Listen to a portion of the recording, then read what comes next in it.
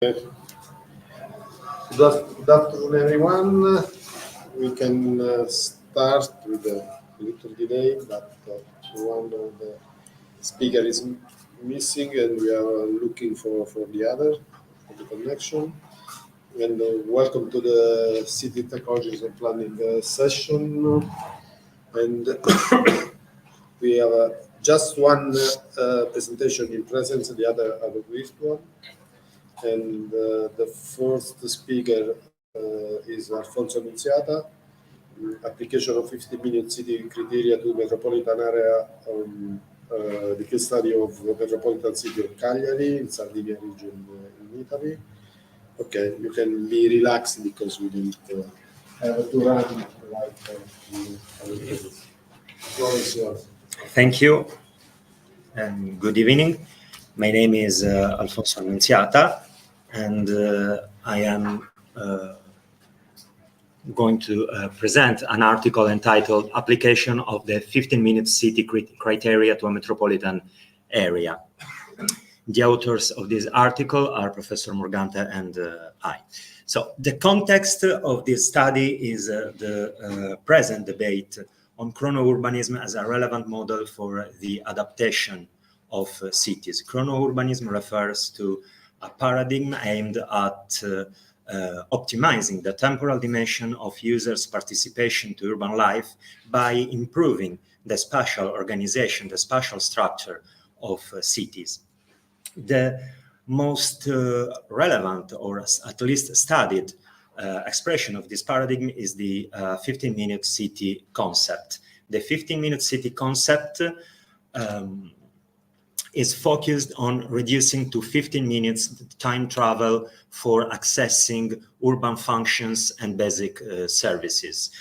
And also is focused on promoting active mobility as relevant, as significant mobility option. So the reorganization of the built environment, the requalification of urban spaces, the reduction of time travel, and the promotion of active mobility are expected to mitigate the impacts of the issues actually facing the urban environment, including the environmental crisis, the climate alterations, and the spatial inequalities that affect the contemporary city.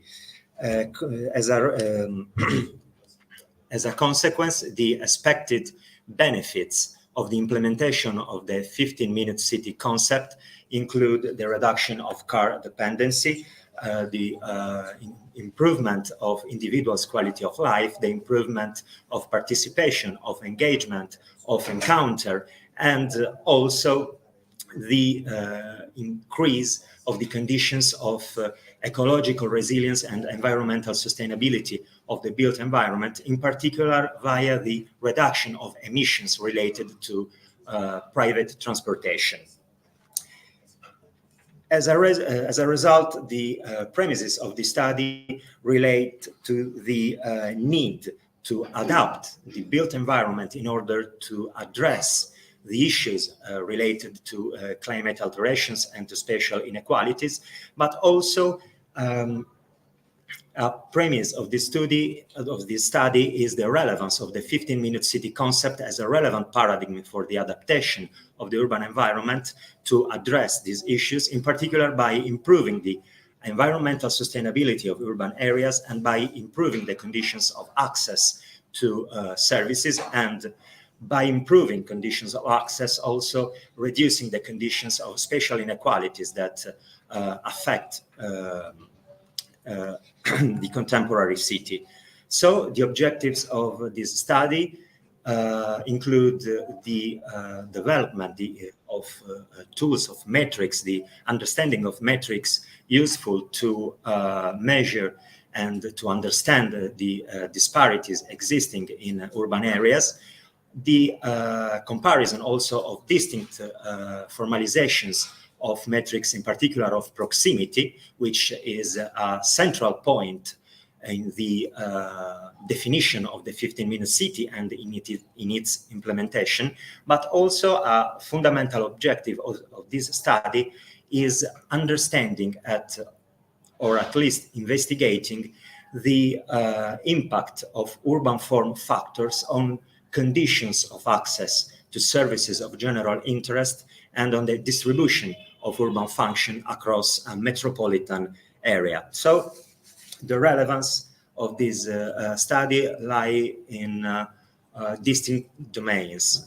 The operationalization of the 15-minute city concept criteria, the identification of built environment factors that can represent targets for intervention of urban regeneration, and as a consequence, the definition of potential actions, potential strategies for improving the spatial organization of cities, in particular by fostering urban form conditions, structural conditions conducive to the redistribution of urban functions and urban services.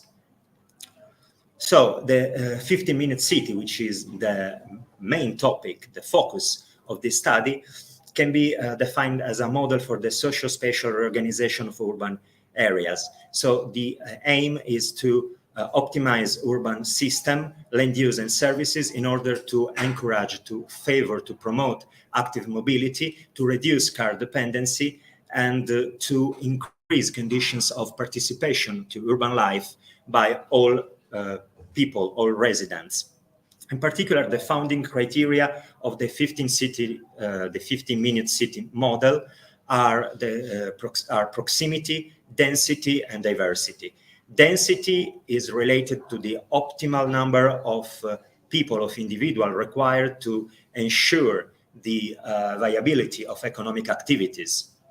Diversity refers to the coexistence, to the co-presence of distinct identities, distinct cultures, but also to the combination of distinct land uses and distinct functions across the urban area. While proximity underlines the spatial propinquity, the spatial closeness of residents to basic services. In particular, the formalization of proximity is the main focus of this study. In fact, distinct formalization of proximity can be identified in the scientific literature. So the procedure proposed for this study is organized on 5 steps: the selection and description of the area of interest, and in particular the definition of the relevant categories of basic services, the computation of distinct metrics of access to services of general interest, and in particular the comparison of 3 distinct metrics of proximity: a distance-based metric aimed at measuring the distance from a given origin point to the closest destination point for a specific category of services, a density-based metric focused on computing the number of local destinations located in the area, in the service area of a given origin point, and a sort of relative density measure that calculates a score as a function of the number of local destination for each category of services located within the service area of each origin point, and also which accounts for the distance of the individual destination from the from a given origin point. And the third step of this analysis consists in the computation of configurational and spatial metrics, including in particular metrics of centrality, in particular local and global integration, the permeability of the urban structure measured in terms of density of road intersections, the degree of enclosure of urban spaces, and the density and compactness of the urban structure. The last stage of the analysis is focused on exploratory statistical analysis aimed at comparing groups of units of analysis, so portions of space presenting different conditions of access to urban services in order to investigate the relation among levels of access to services and specific urban form factors. The area of interest is the metropolitan city of Cagliari, located in the Sardinian region in Italy. In particular, we have considered a portion of the metropolitan city of Cagliari comprising 14 municipalities. And the results of the analysis, in particular of the computation of conditions of proximity, underlines the variation of conditions of access to services of general interest.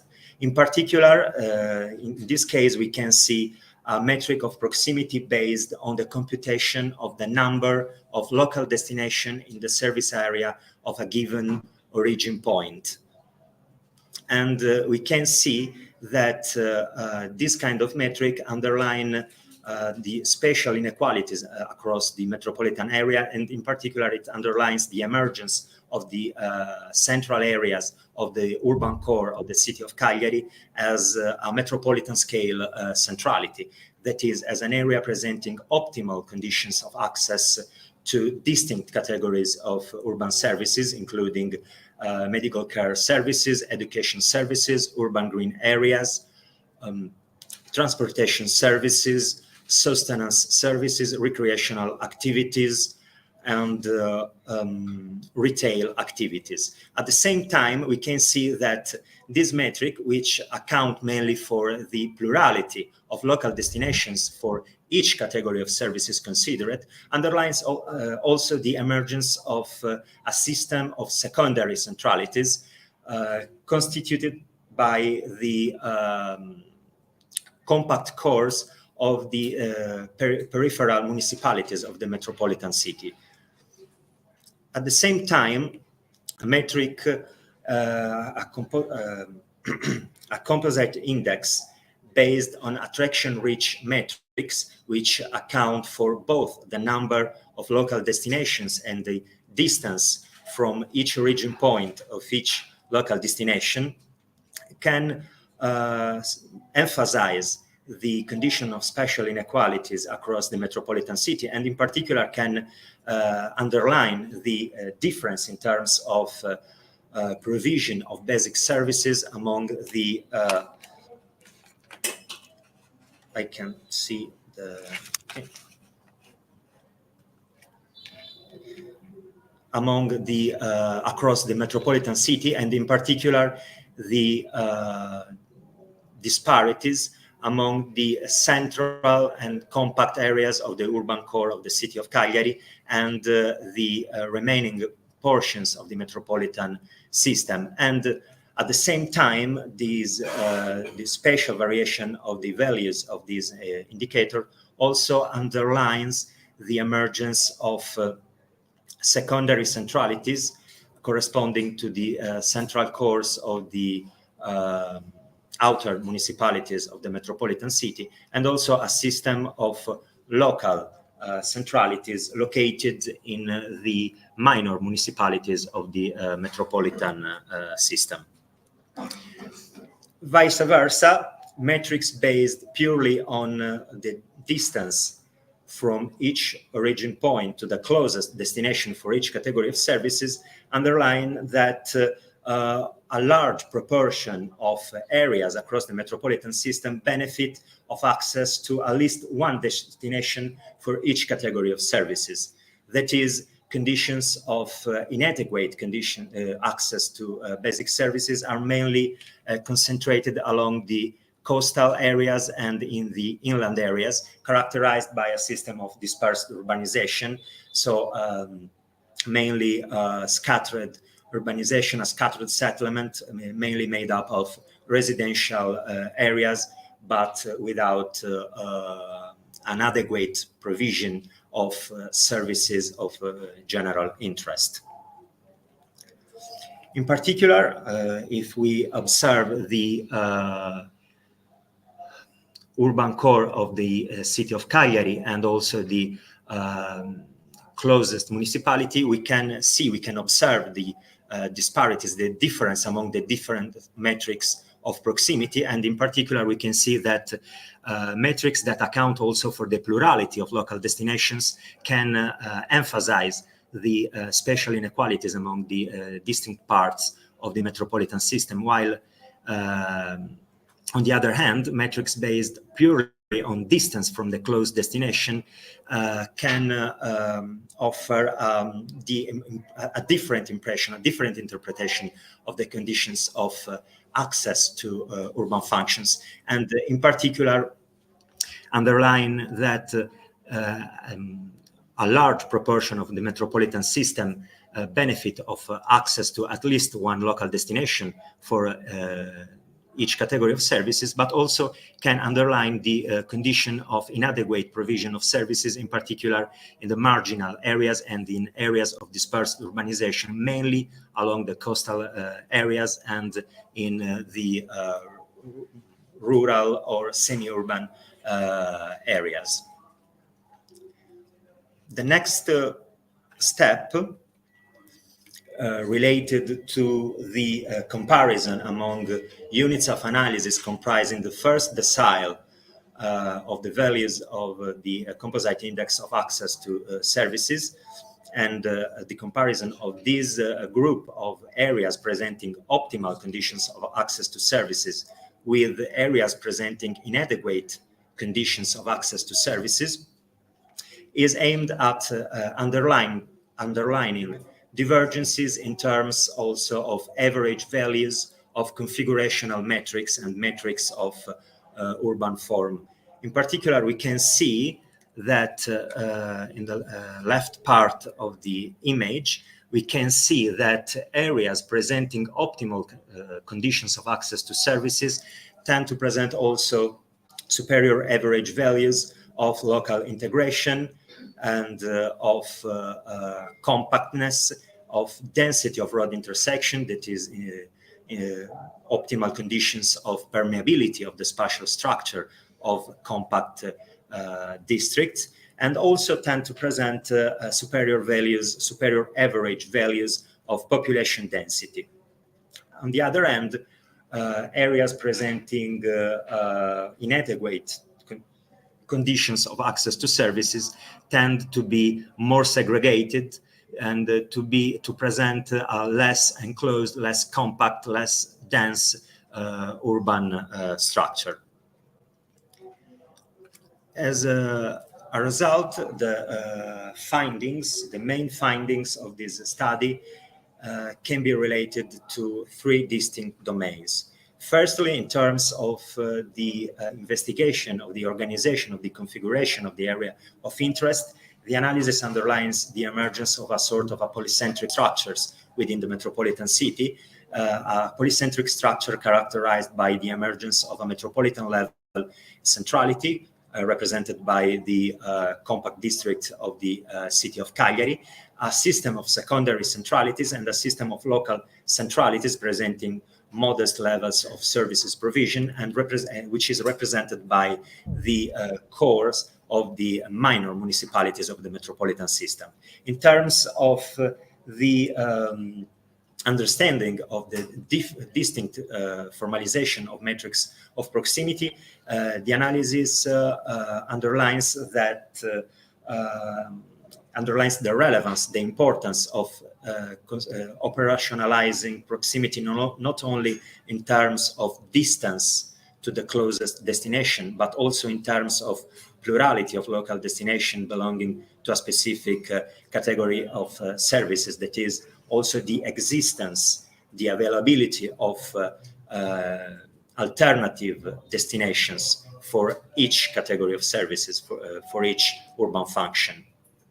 And in terms of defining potential actions of urban regeneration aimed at implementing the 15-minute city concept criteria and at optimizing the temporal dimension of urban life, the analysis also underlined that the addressing factors including centrality, permeability, density, can be relevant in order to promote conditions conducive to the redistribution of economic activities and of services of general interest, in order to improve conditions of access, and to improve also condition of spatial equity among the different parts of the metropolitan system. Lastly, the conclusions underline that the study can contribute to the ongoing debate on the implementation of the 15-minute city concept by not only providing tools, providing metrics that can be useful, can be relevant in order to underline spatial conditions of spatial injustice, of spatial inequalities across the different parts, the different portions of the urban structures, but also can be useful in order to identify the conditions, the factors of the built environment that can be targeted by interventions of urban regeneration in order to promote conditions conducive to a redistribution of functions of economic activities, in order to improve conditions of spatial equality, in order to foster active transportation, so as to reduce car dependency, emissions, and to increase participation. The future focus of this study will be on the integration of metrics related to the compositional aspects of urban space, micro-scale aspects of urban spaces as a relevant element influencing route selection and influencing individual practices across urban spaces, and the integration into this frame also of tool, in particular web-based survey tools, in order to investigate individual response to the built environment, in order to understand emotional response, preferences, and needs of the individual users, so as to understand the impact of micro-scale urban factors on individual practices, but also in order to understand individual needs, individual preferences, and their impact on the importance of specific destinations and specific categories of services. Thank you for your attention. Questions? Okay. Thank you for your presentation. Just some comment and some question as well. When you look at the 15-minute city model, I think you are referring mostly to the one that is widely discussed, I would say, by Moreno. And it's a very functional model. He is always looking at, for this model, about the distance to services, distance to healthcare, distance to education. And it's always the same. The maps that are coming from these studies are always highlighting the core center of the city. And in this model, no one in the team of Moreno is ever talking about the peripheral area. And if you look at the core city, maybe like 10 to 20% of the population is living in the core city. Most of the people, they are living in the peripheral area, in the urban sport. So my question is, you took very interesting indicator, but your indicator are showing the same pattern as the traditional, I would say, indicator of Moreno. And so just some question, maybe it would be interesting to look at the future potential of the 15-minute city in the peripheral area, which is something we are also doing. Maybe you will see my presentation tomorrow. Yes. And some advice or just some question I want you point of view on that. For example, if instead of doing which analysis, you do betweenness analysis, then you will see like the main axis, and you will maybe see some good area in the peripheral area. And also, instead of looking for density, if you run maybe a proximity-based density, so density related to what's happening locally, you could also maybe highlight some area in periphery. So that's my question. Yes. So I agree.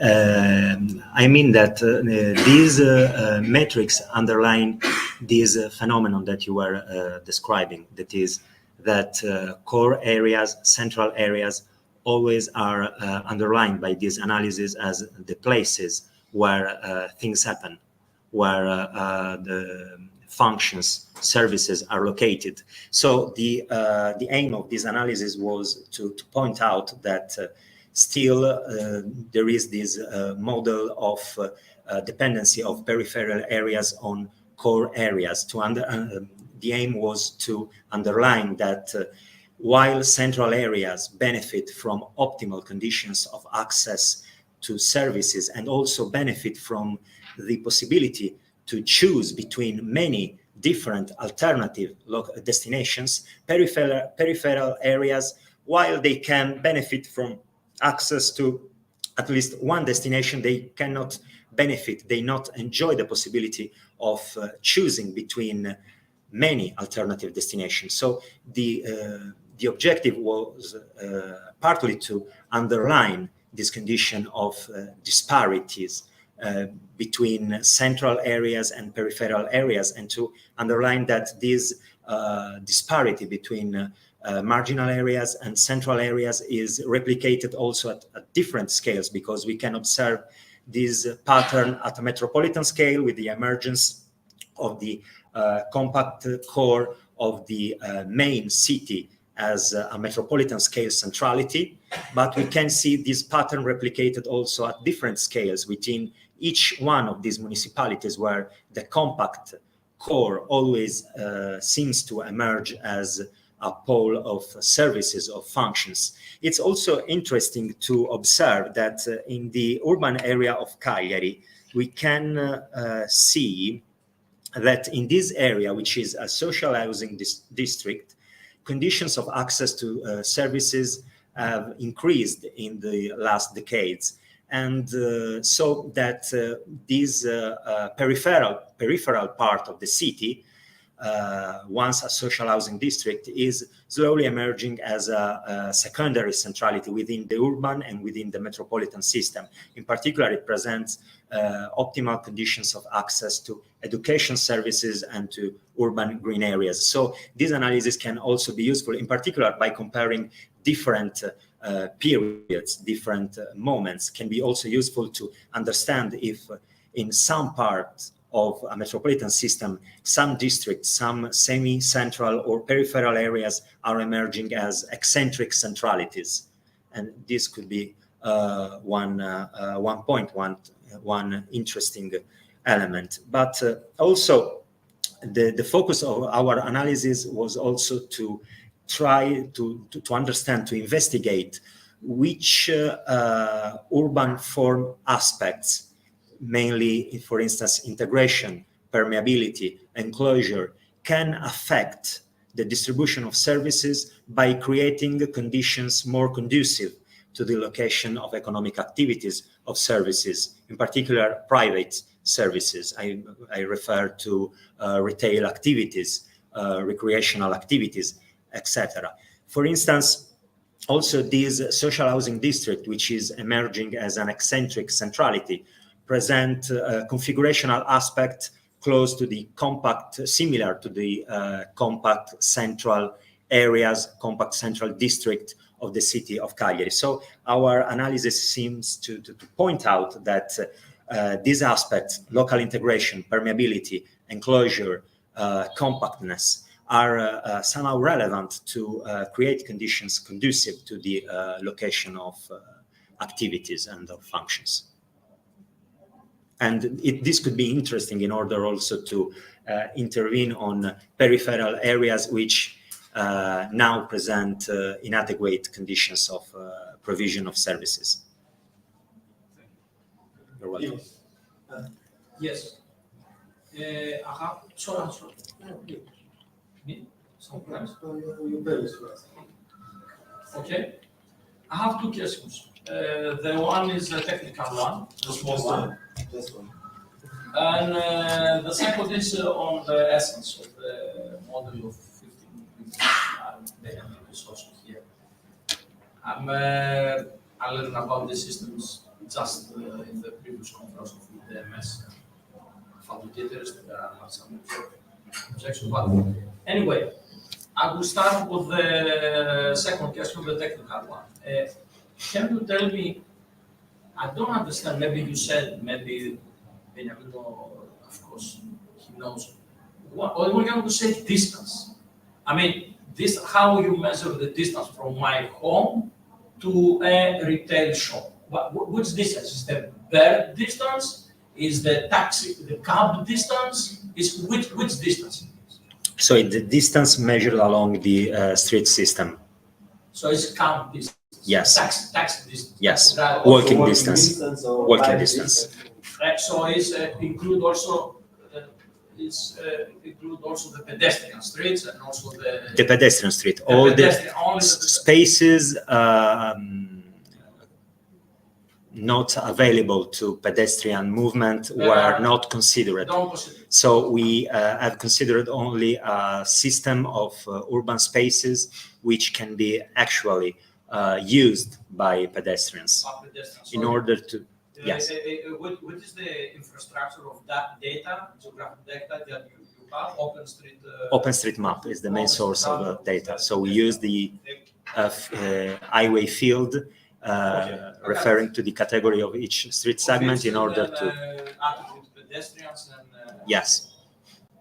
The second question is more the philosophy of proposal model. I would like to ask you, what is the difference if I have in 15 minutes distance doctors, retail, supermarket, someone to fix my car, etc., and to walk 5 minutes to go to a metro station, to with metro go 5 minutes far away, which is a lot of kilometers, and found all the other retails that I need. What is the Yes. difference? No, there's not a difference because obviously you have to integrate these two kind of policies. The main objective is to reduce the use of cars and also to improve the quality of vehicles. Metro, I'm talking about. Okay, this means that you have a subway. In the neighborhoods, you improve a lot the quality of the neighborhoods because you can reach, if you have a very scattered subway, you can reach every part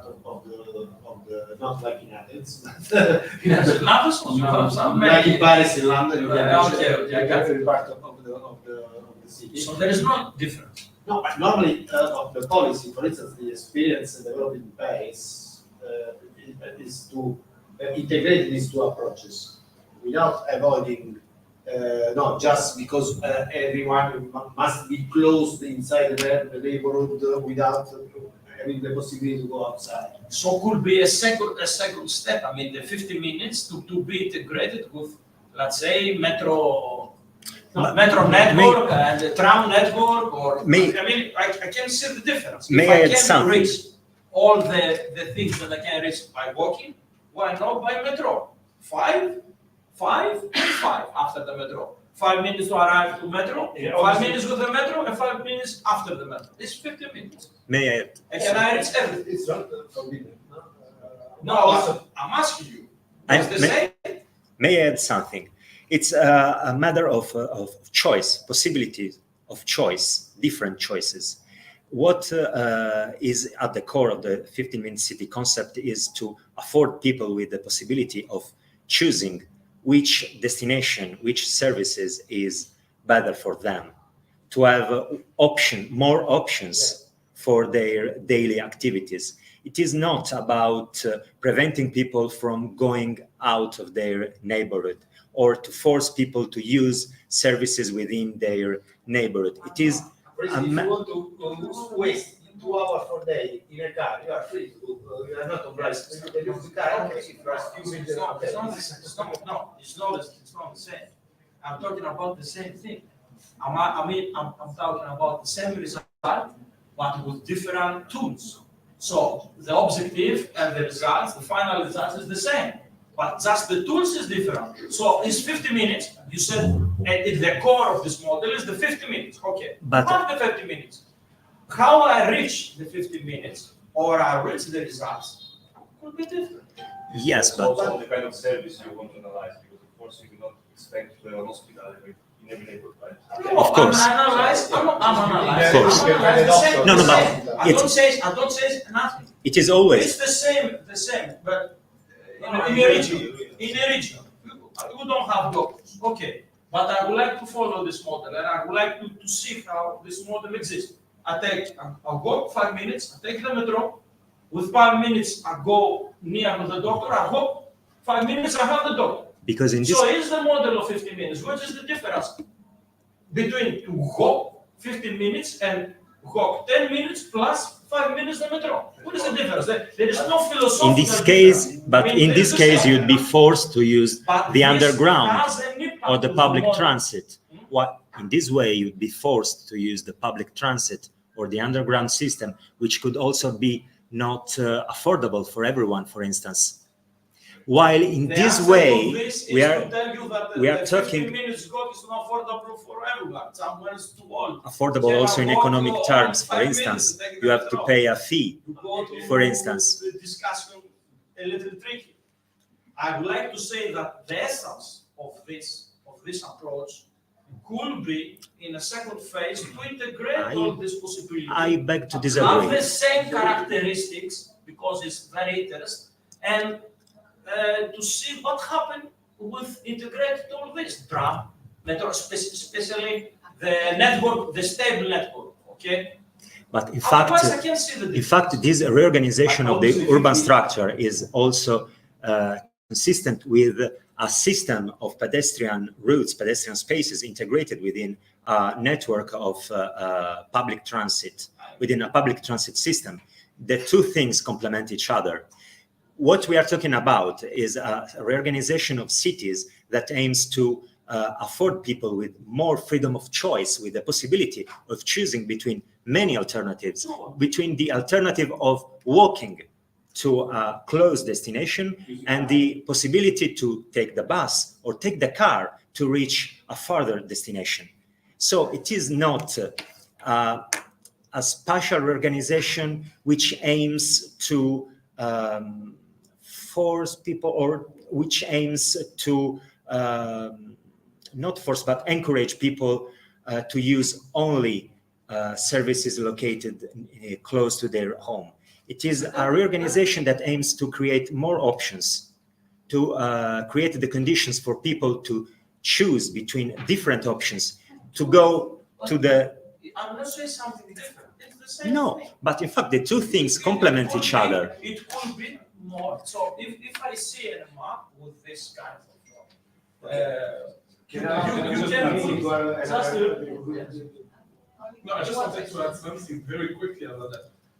Maybe there is an old way of looking at a city, which is the engineering one, where you look at multimodal pole and you just move from one to another. But what you were thinking and discussing about was an interconnected system of streets for pedestrians, which is totally different from the engineering point of view, where you look at place where you can just teleport. No, don't say so. You simplify a lot. Maybe I have been understood by you, but you simplify a lot that I'm saying. I'm saying from philosophical point of view that I'm saying is a little bit more complicated than you understood. I'm saying the same thing because there's some more complicated as the system, but the objective is the same, and I can see the difference. I mean, it's the 50 minutes, and we created the same thing of regimes. That's as we try to create it with only pedestrians. The same thing we try to create it with different tools, because it's maybe more easily to do this in some cities like Athens or Rome, or If you have shops and amenities, etc., it's also an indicator of the quality of the neighborhood. Because if you are in a degraded neighborhood, it's quite impossible that you have shops and you have services. This is typical. If you have a very peripheral area and the central area, this is the difference. Okay, analyzing in this way, you can also have a sort of indicator of the neighborhoods who need the urban regeneration process, to start the urban renewal or urban regeneration process. This means that if you regenerate the neighborhoods, probably it will be more easy that someone can open up an activity and shops and other options. There is also the possibility for people to have a co-working space, for instance, and they need services around surrounding the co-working space, because you can You cannot like to work at home, you want to go to work space, but at the same time you want to go to the gym, to food, beverages, cinema, etc., etc., etc. This means that it's important to analyze the cities also in terms of amenities, not just True. The only thing, true, I agree, I totally agree with you. The only thing that I'm saying is that with this, you can augment the radius. The radius of that you propose is the only thing. Because you augment, you enlarge the region. It's the same. You enlarge. At the same time, we have another studies about the role in the USA that probably in 4 years, 80% or more will close. This means that the model of concentrating on amenities in suburban suburbs or external part of the city fail. This means that probably, okay, probably Amazon will be bad because everyone will have a shop online. But at the same time, you have several activities that you are obliged that we buy something face to face with the owner of the shop. And it's more easy that this activity will be located within the neighborhood. This is what we have tried to explain. Back to my question. Okay. Yes, please. Okay, allow to Lily to have a question. Why your analysis at the level of metropolitan areas and not the neighborhood areas for basic functions? The focus is on basic functions, so functions related to daily activities. The area of interest is the metropolitan area because the aim was also to underline these conditions, this condition of dependence of outer municipalities of a metropolitan system on the central compact core of the main municipality. But the analysis is focused on basic services, and the unit of analysis is the census tract. So we have detailed analysis of the variation of conditions of access to basic services across a metropolitan area in order to investigate and understand across the metropolitan area these disparities in terms of provision of services among the its distinct parts. And also, not only when considering metropolitan scale services, including universities or hospital, which are not considered in this analysis because we focused on services of general interest related to daily activities. So sustenance services, grocery stores, for instance, retail activities, or urban green areas as spaces of recreation, of encounter, recreational activities, including, for instance, sport amenities, etc. So district scale services. And the focus was on the metropolitan area to underline how also in relation to these district scale services, to these basic services, conditions of access present a significant variation among compact central district and semi-central and peri-urban areas, and also among the main city and the outer municipalities of the metropolitan system.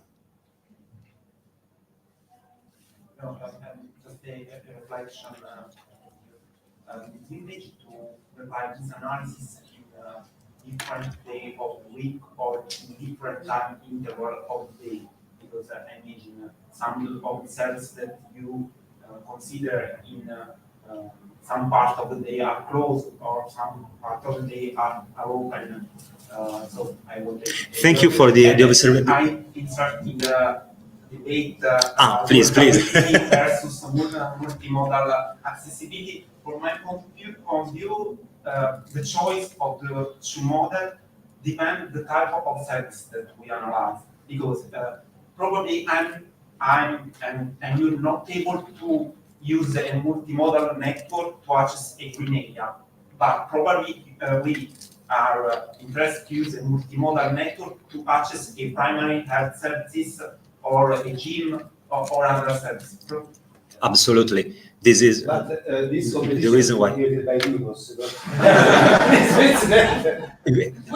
This is the reason why we think that versus neighborhoods. a multimodal system should also include pedestrian network, pedestrian spaces. And thank you for your previous comment. It's a very interesting point, and yes, it should be, and it will be a focus for the future development of this study, because I repeat, it's a very interesting point also to consider the temporal dimension in terms of different times of opening of distinct amenities and distinct services. So thank you very much. Just for laughing, because Yes. I travel a lot Yes, every week. And there is the podcast. Yes, we considered population in terms of density, both in terms of built-up areas density, so ground surface index, but also in terms of population density in the service area of each origin point. Plus, in a subsequent stage of development of this study, we have considered also a metric of relative density of population, which is number of residents in the service area of each origin point weighted by the distance from the origin point. Thank you. Because the idea is to lose the freedom to use the car. Because it's not obviously you are free to you can use the car when you want. But all after that, I researched on Google and I found news on New York Times, CNN, Bloomberg, also important newspaper about the conspiration theory about the 15 million city. It's very complicated. People are crazy about this. That's why I answered this way. Just a consideration for the audience. I believe that the multimodal competition is not a bad thing, but is an opportunity, because you offer several alternatives to people to choose not the car. So this is an opportunity. More, there is a multimodal competition that this is demonstrated also in mid-long distances. For example, in the competition between air and rail, it is demonstrated that the people used to change the behavior.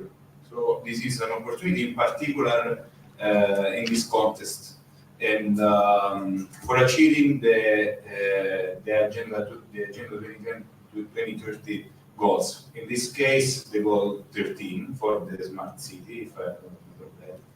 And it's easy to think about the economical growth. For example, if the main hub of transportation are well linked with the urban area and the surrounding area, people are willing to travel to this place because they know that the area is well connected. So this study is an opportunity to go into this way, according to me. There is not only opportunities, there is the reality, depending on what Benjamin said, is the reality. That's why how it works and big cities works. You have to take the metro and go wherever you wish. You are lucky if you have The metro. a metro. If you have the metro. Okay. A good subject. Okay. Thank you so much, Alfonso, Thank you. for our discussion. Thank you for everyone, because we had a very interesting discussion and very interesting also in your opinion, and that can also stimulate other kind of discussion. Now we have, in the meantime, I reached other two messaging on WhatsApp, other two speakers. We will have Federico Marra and Chiara Didato. The next probably will be Chiara, if I remember right.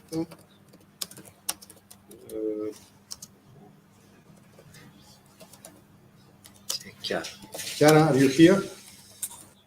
Yes. Okay.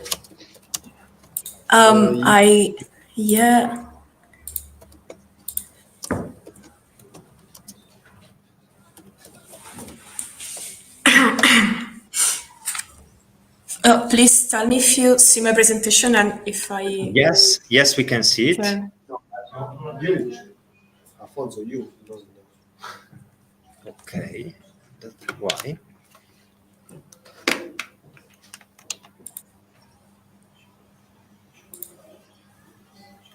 Probably you have to log in the other screen. No, ma Posta nello sul doppio schermo. one moment.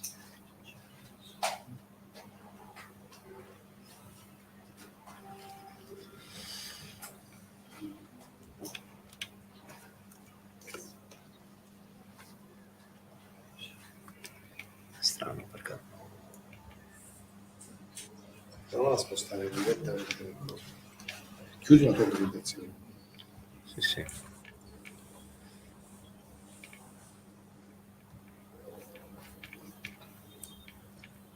Se lo prova a spostarlo.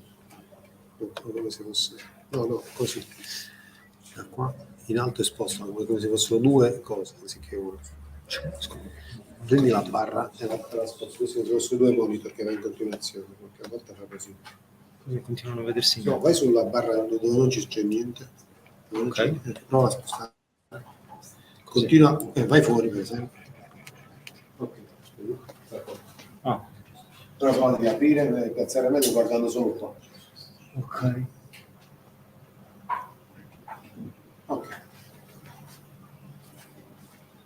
Okay. Chiara, you can start. The floor is yours. Thank you very much. Please tell me if everything is going well, if you can hear me well, even though I can switch off my camera. Sorry for interrupting this interesting discussion for this little changing of topic. And I am starting from the basis. I'm Chiara Di Dato. I'm postdoc research fellow from the University of L'Aquila, and I will talk you about methodological approach for classifying typical recurrent urban and peri-urban configuration.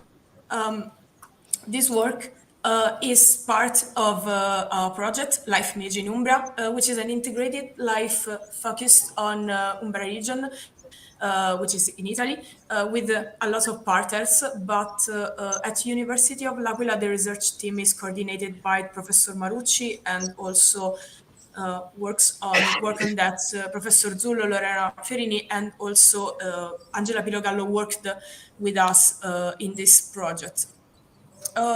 Life Imaging intends to create an integrated management system to achieve the conservation goals of European Union, focusing on Natura 2000 network, which is the main instrument of European Union policy for biodiversity conservation. So this is the focus.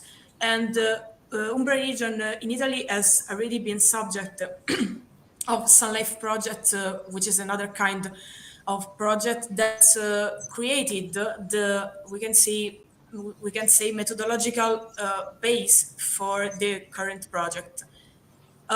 In such context, the preliminary action A2, which is called Preliminary Analysis of Urban and Peri-urban Areas, is developed to study the different types of urban and peri-urban areas. And the focus is to exploring the relationship between urban areas and ecological network.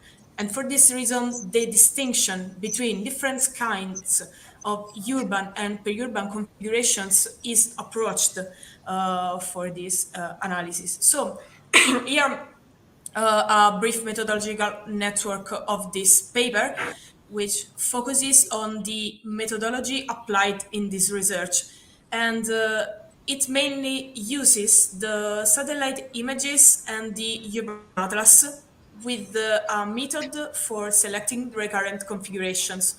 And in this selection process, both description of the case study and the attempt to resume the main feature has led to compose a classification which is representative of the urban settlement configuration in the case study. this is an overview, and let's go to the to see which is exactly the case study, because we are in Umbria region, but the case study comprehends only the two functional urban areas that are Perugia and Terni. They are two cities that share some main characteristics, since they are part of the central Italy area, like which is composed by mainly Central Apennine and different issues like seismic risk, and it is composed also by inner areas. And in this area, the methodology includes the choice of hexagonal free window with a selected dimension. This window is used on the area to find out the main recurrent configurations. And as you can see, the image on the left with the number 2 shows the layer of the Corrine cover data that is used to set the dimension of 2 square kilometers as the double data of the average Corrine cover urbanized areas. Whereas on the GIF on the right side, you can see the process of movement of this free window for see the different configurations. In this case, the base used for the analysis are the layer composed by the urban atlas and also the satellite imagery. So the process of selection and interpretation consider different factors like landform, ceiling level, function, and context, and it leads to definition of 6 classes. The tissue analyzed goes from compact aggregated, compact and linear, linear and discontinuous, spread and discontinuous, very spread, and free areas without settlement. As you can see, there is also a brief description of these different areas. This interpretation work goes to compose also a specific description and interpretations composed in singular worksheets, one for each configurations. And the worksheet has been a very useful instrument used to give the general context of the observed area, but also resuming the main characteristics of spatial configuration and visual fusion through also the use of satellite imageries. As you can see, the worksheets altogether, or this is only few of them, resume the qualitative investigation done on recurrent configurations, and differences are visible in a representation like this. So you can see from different images. Coming back to the classification, as a result, the classification matched with the 17 windows on the study area, and these are 9 for Perugia and 8 for Terni. And the results highlight that there is a difference of kind of configuration in the two areas. Briefly, I would say that the morphology, the plane morphology in continuity to the urban core can facilitate the presence of heterogeneous peri-urban configuration, as it happens in Perugia.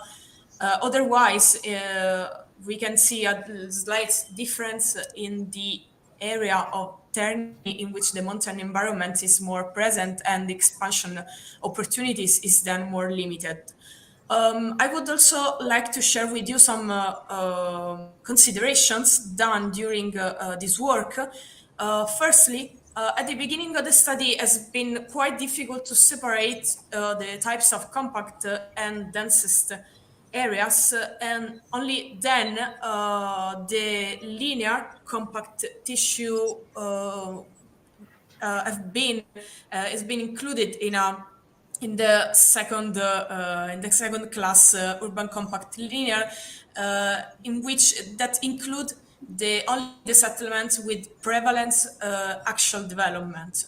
The second thing is that discontinuous and very spread tissue represent two categories introduced for distinguish better the high variety of the spatial tissue. And for example, in this work, sprawl configurations are excluded from the analysis because they are not representative of the case study, and the image you can see, the point 2 on the left, is only the only one case we found out. At the same time, configuration outside the borders of functional urban areas are, of course, excluded from analysis, and this can be a limitation given by the availability of data, of course, and exclude, of course, more peripheral configurations. So, for going to conclusions, the theme of urbanization, urban settlements, and pre-urbanization is widened. It is supposed to be a pivotal question in urban studies for a long time yet, and the work on recognition has led to define different types of recurrent urban and pre-urban areas, and in particular, this analysis permits us to product a part of the report for the LIFE project, as you can see in the images, but also in the subsequent phases of the project. It will help us in selecting priority areas that will be used in intervention strategies for targeted projects. Also, there is the idea to consider this classification useful for recognize other functional settlements in functional urban areas in Italy. However, the same approach, of course, might bring to variation of the classification, and in this idea, the next steps comprehend the including other functional urban areas in Italy and Europe inside this methodology. Very concluding, I would like to say that this research has won a competitive tender at the University of L'Aquila, and this permits us to deepen the study on the classification, also integrating spatial analysis technique and data, working for of course, producing instruments that are usable for sustainability and resiliency in urban design. And here you can see an example of other data in Land Copernicus dataset, which it is related directly to the Natura 2000 network. Another thing I would like to add, the experimental approach that it is already ongoing it is an approach aimed at automating the recognition of recurrent urban and pre-urban configuration, given the classification you saw.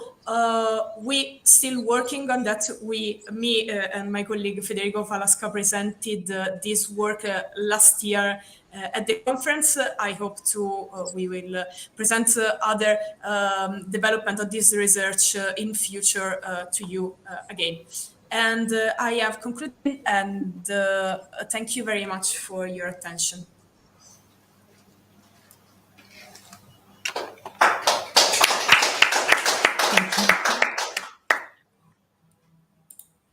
Thank you, Chiara. Are there any questions from the virtual or from the physical room?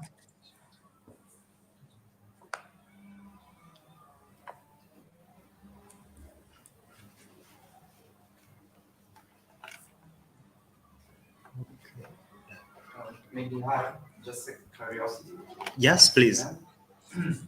I was wondering how do you set the 17 windows in the model? Is it a random algorithm, or do you choose the 17 windows with some criteria? I'm just wondering this.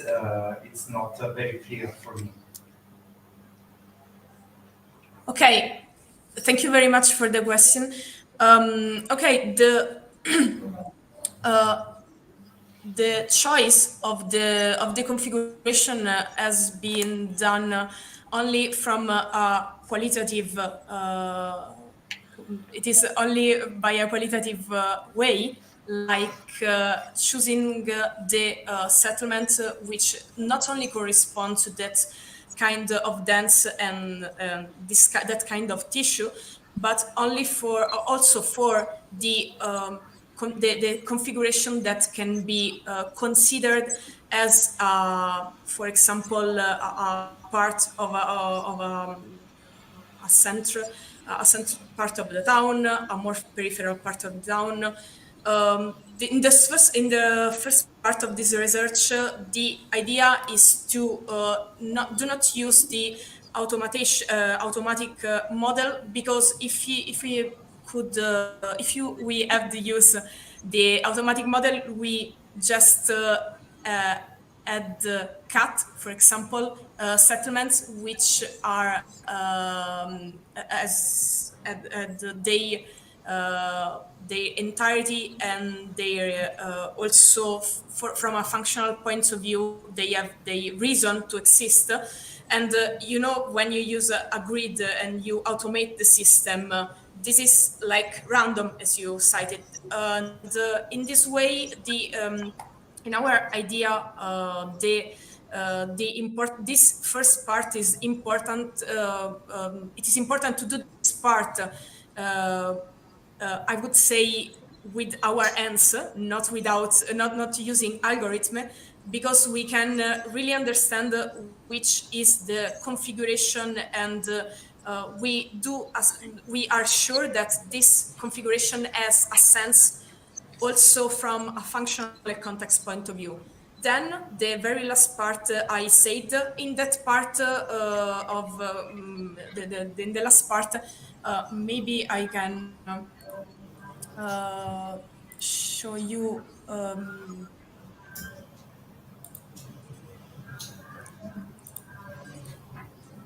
Okay. I don't know if you see this slide. Yes. Yes. Oh, okay. Thank you.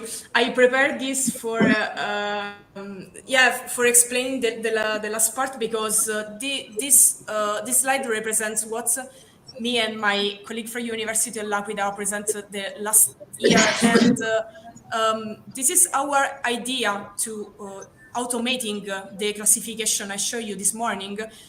Because we thought that the qualitative classification is very important, but there is a way to automate it, and it is used the classification I show you as a data set for a supervised machine learning model, and in a process of in a process of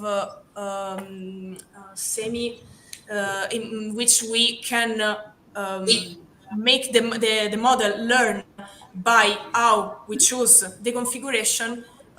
We have the idea to produce a sort of combined methodology that can can combine the descriptive the approach in selecting I would say right configuration, and then the computation, a model which can learn from them, from our like train and validation dataset, and then try to find in another case study, of course with the same data, and it can try to find the same configurations in another context.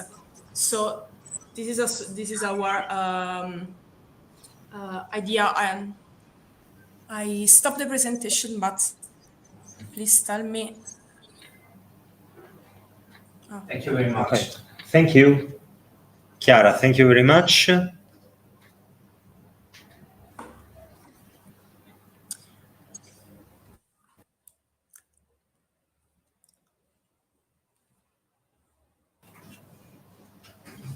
By the way, I'll be here for the rest of the session. So. Okay. Thank you. Thank you for joining us. Thank you for your presentation. Congratulations on your work. And okay, next speaker is I suppose that he will be online. Federico Managra. Federico. Yes. Okay. Can you hear me? Yes, we can. Okay. Federico Marra, Chiara Anselmi, Federica Alteri e Valerio Cutini. The social roots of urban growth, modeling urban dynamics with space cities. You can start, Federico. Yes. Can you see the screen?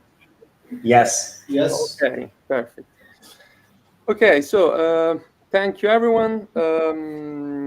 I'm Federico Mara from the University of Pisa, and I work within this paper for this paper with my colleagues Chiara Anselmi and Federica Deri, which are fellow as me at the University of Pisa, and with Valerio Cutini, which was the supervisor of my thesis, and is also the head of the department and of the project that we are working on, which is a driving urban transition project aimed at 15-minute cities. So we are continuing this investigation using space syntax to, let's say, explore the different preconditions to decide whether it's possible or not to have 15-minute cities and how to move in this.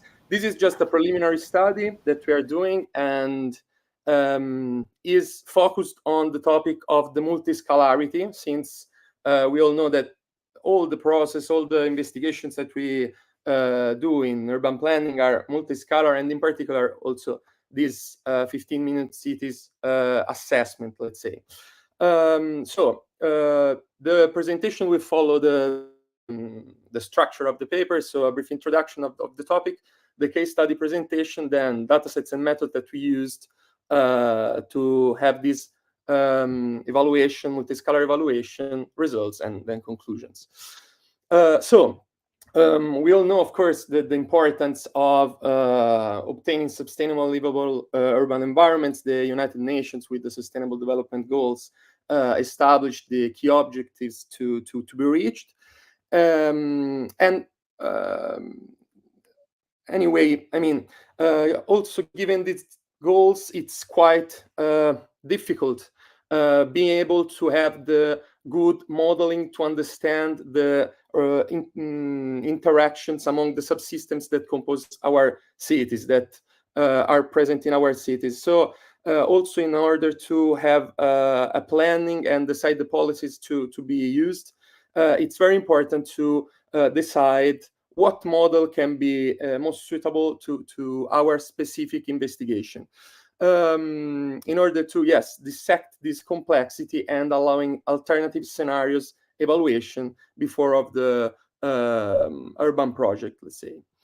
So here comes the importance of spatial modeling and digital twins in general as a decision support systems, and in particular for our aim to understand the human behavior and the pedestrian and vehicular movement. As I was saying, this is the, let's say, another step forward in our investigation, because we focused on modeling approach in terms of a comparison between top-down and bottom-up approaches to understand these metrics.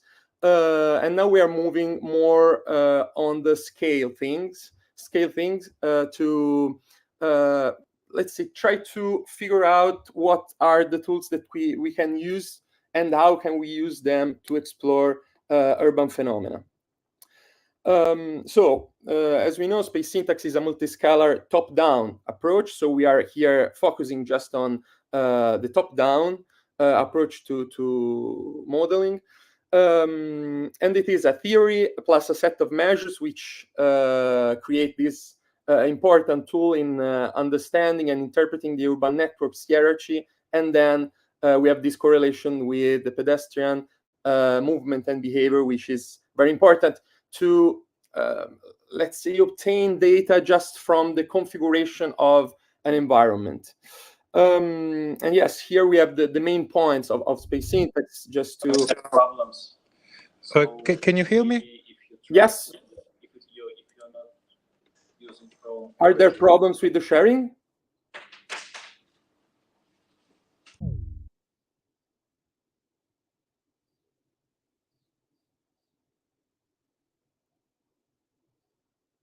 Sorry? Can you hear me or Yes, we can hear you. Federico, please go on. Okay, sorry. I heard the voice. Sorry. Okay. Yes, we heard it too, but... Okay, okay, perfect. Okay. So, okay, we'll move on if it's everything fine. So we fixed we made this literature review, and we know that space syntax is able to be applied across various scales of analysis, from regional to the architectural one. We know that it offers a wide array of analysis that we can choose from. So from the ISOVIS-based analysis to the grid-based analysis. And it also allows both from qualitative interpretation and quantitative interpretation of urban phenomena. So the configurational approach, we can say that has overturned the typical, the classic spatial interaction model by reevaluating the importance of space, which is now no more just a backdrop that is just marginally influencing the dynamics that take place in the city, but it's the other way around. So now is no more the commercial activities localization that is driving the vehicular and pedestrian flows, but it's actually the urban configuration, so the space urban form that drives the main paths and main streets, main axes within an environment, and in consideration of these, the commercial activities localization take place. So this is an important concept within the configurational analysis that we are using and we are studying. And so yes, we have this multiscalarity, qualitative interpretation, and quantitative analysis.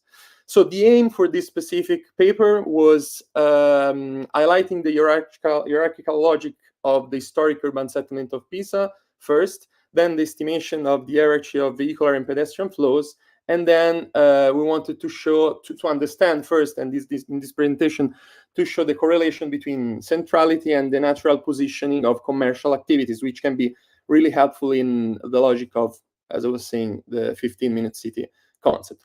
So the case study is in Pisa, and this in Pisa, let's say, okay, because from utilitaristic, let's say, point of view, because we had data, and also because I had my PhD thesis there, but also it is a particular and very interesting case study because it's both a university city and a touristic hub. So we have these two strong components within the city center.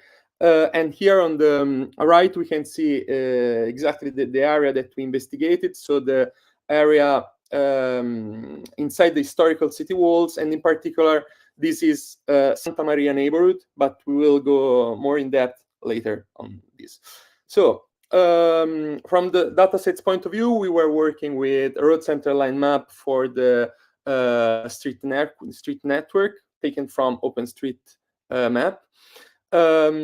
We had the regional data taken from Giuscopio in Tuscany, and the activities location taken from OpenStreetMap, which is actually a problem because they are not so precise in comparison also with other, let's say, contexts and other repository, let's say. So we had these three-step processes. We made first an historical evolutionary analysis of the urban settlement.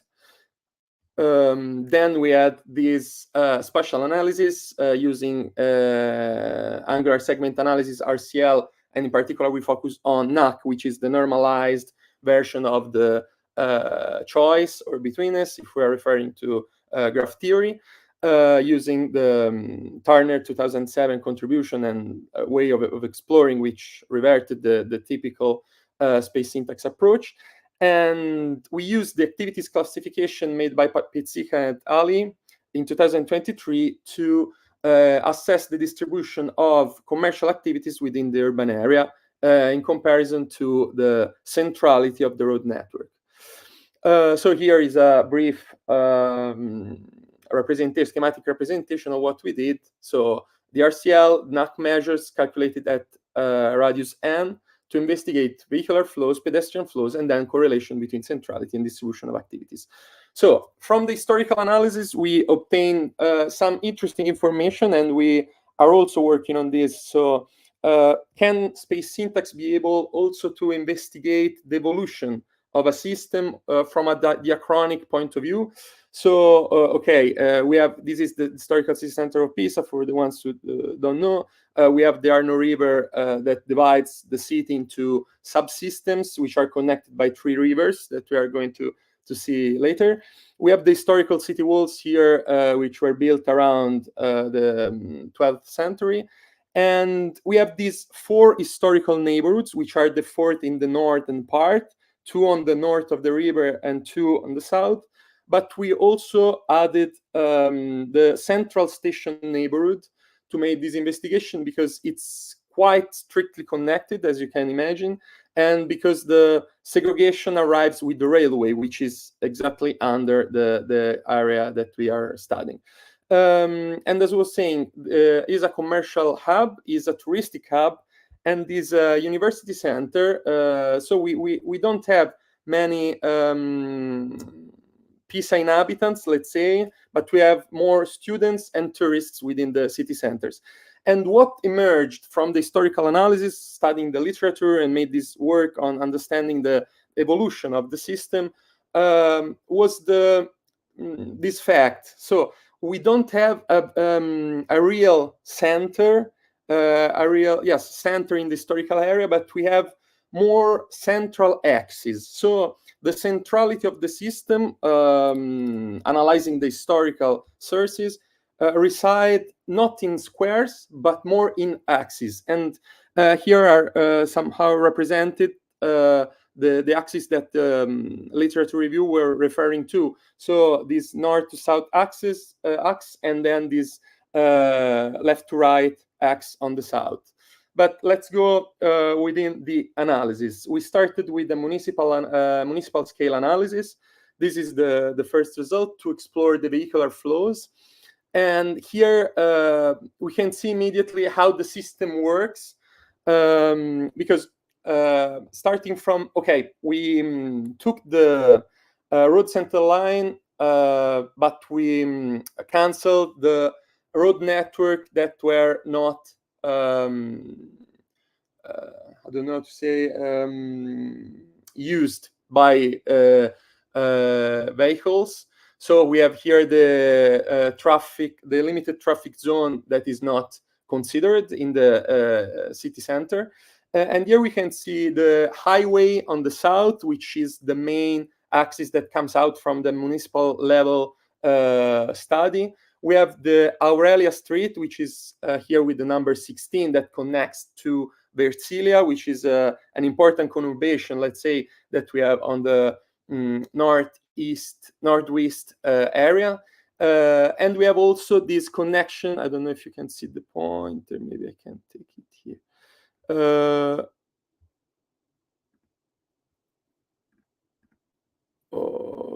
No, I'm not finding it, but okay. So we have also this axis here on the right that is connecting, let's say, is the main connection between the highway to the city center. Then we have the red axis, the number 4, which is connected, the road connecting to Florence. And here in the north, we have these road segments, so 9, 10, and 11, which are the main axes connected to Lucca.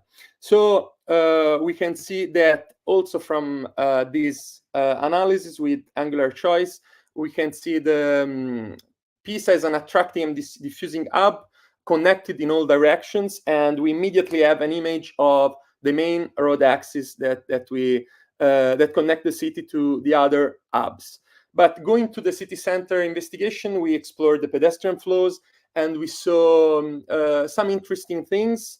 First, we see what the literature was saying. So we have this axis that divides the city, that are exactly the axis that represent the subdivisions between subsystems, so the neighborhoods that we have, and also are highlighted with this technique, the main streets also from the historical point of view. So we have the Lungarni here, the number 7, which are the roads that follow the river. We have Santa Maria, we have Sant'Antonio, and we also can see that the roads that Space Syntax is highlighting are the historical central axis of each neighborhood. So we have, for example, here the number 2 is Sant'Antonio, which is the name of the neighborhood actually. We have Santa Maria, which is the name of the neighborhood, and so on. So we can see this ability of Space Syntax in intercepting, okay, the more walked pedestrian streets, which are the same streets that were important in the past, let's say. So we notice this shift in centrality, as I was saying, that that the literature talk about, and we also see that there is these main paths that act as neighborhoods boundaries, as Lynch was saying in 1916, the Image of the City work.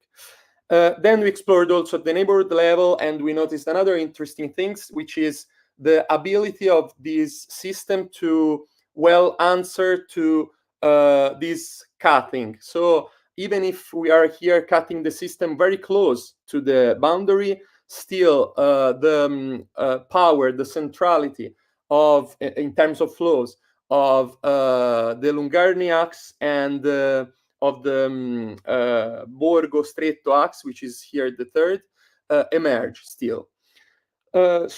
Exactly, and here I'm seeing exactly this. So here we have the comparison, and we can see also that the system, despite of this different exploration at different scales, maintain the same structure. So the main axes that we can see in the historical center analysis are still there with the neighborhood analysis. And finally, we made this OpenStreetMap categorization. We decided to use this from Pizzica et al. Of 2023 to take the commercial related activities, so the retails and also entertainment, arts and culture like cinemas or theaters. And we had this investigation. So both from the urban and from the neighborhood scale, we decided to correlate, try to check if this correlation was there between the choice, normalized choice, and the activities. And the results are here. So if we consider, for example, here we have the 10, 20, and 30% of the most integrated in terms of choice streets, we can see that 70% of the OpenStreetMap commercial retails are in place, and I don't know. Okay, I hear it. And the same at the neighborhood scale. We also noticed it's the Santa Maria neighborhood importance in terms of commercial activities distribution, which is more than 1/3 of the total activities that are present in the whole urban system. So yes, we have this correlation between centrality, between flows and commercial activities distribution, and we also wanted to explore at this point as a last step these second-order indices that Space Syntax provides, which are the synergy value and the intelligibility value. So the synergy value shows how coherent are the spatial relationships across various scales, and we noticed that actually they are quite high, 0.73 as R square at the urban scale and 0.81 at the neighborhood scale.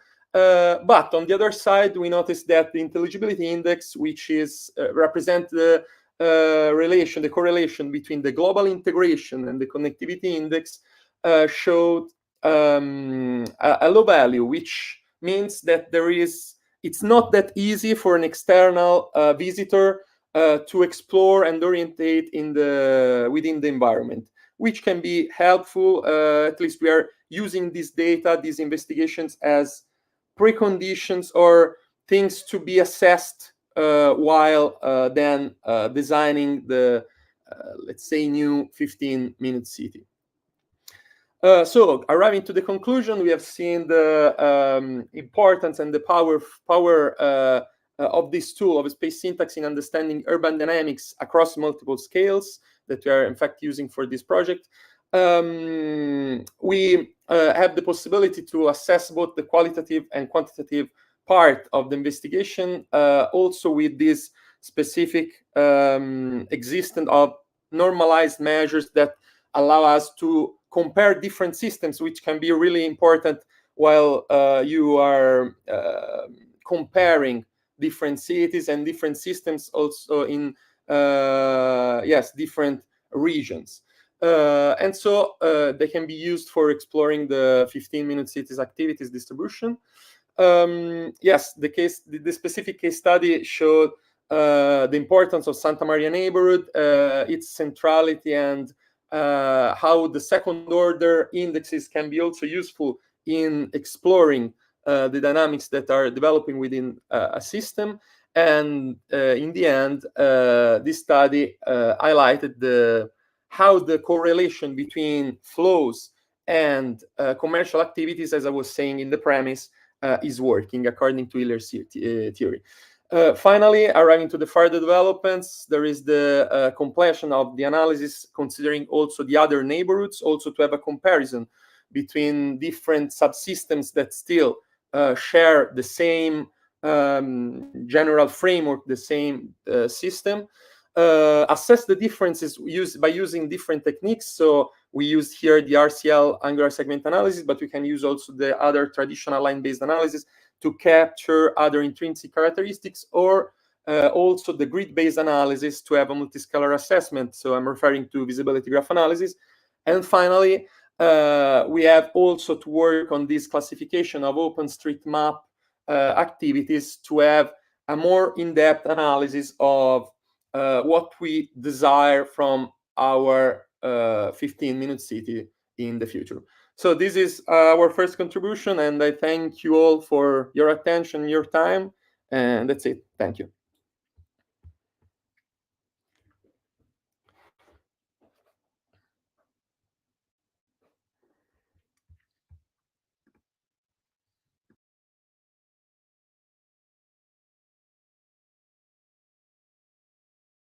I can't hear. I don't know if everything's fine.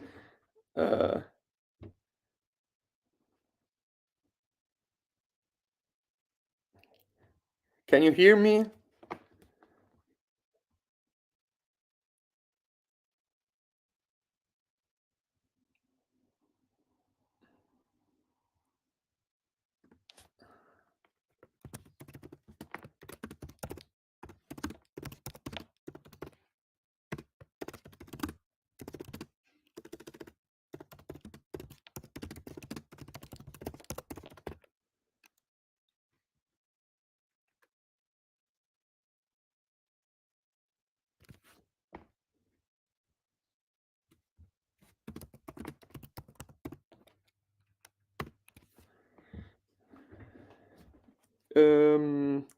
I can't hear you. I hope you are.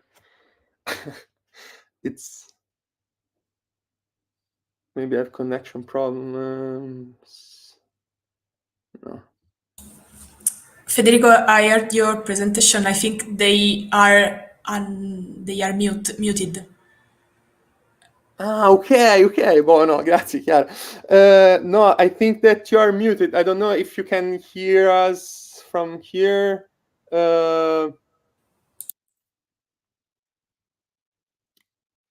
Yes, you're muted. Right. No, it's crazy. Federico, do you listen us? No, yes. Okay, perfect. John. Is it on the computer? No? Can you hear me, Federico? Yes. Okay, it's John. It's too bad you are not here with us in person today. I just want to say some comment. I mean, your analysis, your tool is not sensitive to the scale, which is very interesting. So you could apply that a bit everywhere, even in the peripheral area, which is very interesting. So I wanted to ask some comments about that from you, and also saying that it allowed to extract like a pedestrian mesh of connected streets. maybe you want to say a couple of words about that. Thank you. Okay, maybe I didn't hear that well, but it's this multiscalar possibility that we have. Do you want some comments about this? Maybe you can repeat near. Yes, if you can repeat from here, because it was. Repeat the question near to the computer. You repeat the question. Repeat the question. I understand. You repeat the question, but near to the computer. Yeah, in order to listen better. Thank you, John. Thank you very much. Can you hear me better now? Yes, thanks. Yeah, I was just asking about some comment from you from the multiscalarity of your analysis, because it's not sensitive to the scale, which is very interesting, and about the fact that you are extracting like the main street everywhere, which can be used as a support for the 15-minute city. Yes, no, that's really interesting. I mean, no, thank you for the question. I mean, we have the techniques that operate for the differences in the scales, but actually the technique, the overall concept of space syntax is working at different scales. So we are using it to explore different, how to say, behavior. So the vehicular, the pedestrian ones, and we are also considering to use the agent-based modeling then for further and closer investigation, because yes, it is giving us a lot of information, but actually is not considering, at least in its basic application, for example, the distribution of activities or the population density, which are aspects that are really important for work in within the 15-minute city concept. So yes, we are using it as a basic tool, but we have still to cope with other types of information that we are trying to define how to insert within the model.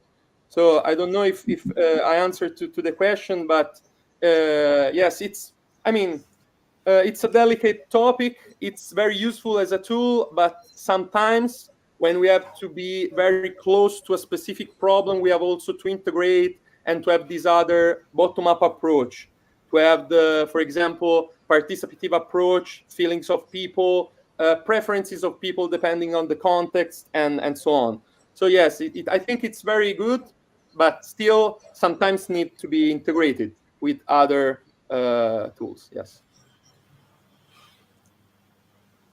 Okay. Thanks again, Federico.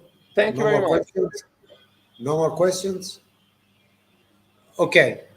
Thanks again. Thank you. Anastasia, do you listen to me?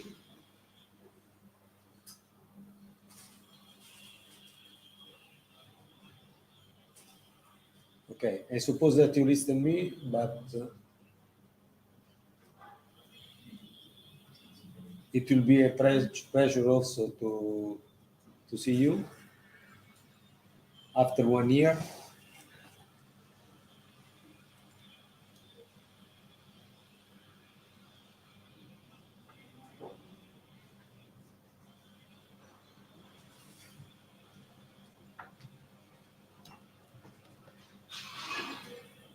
You listen to me, Anastasia?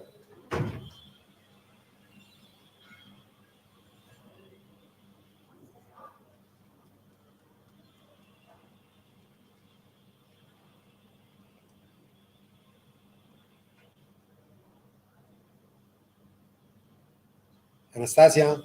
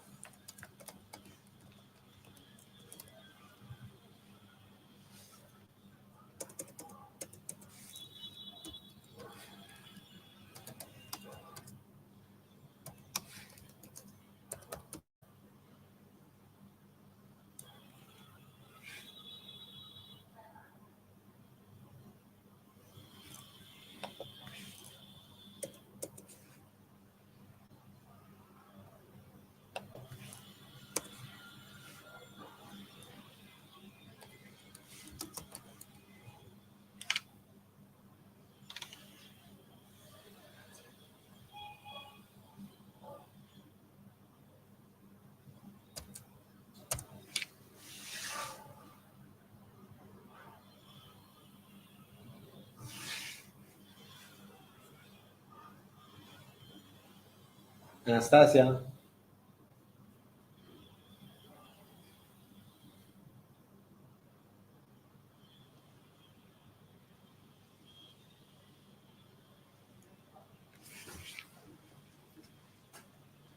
He's trying to also to share presentation because share no.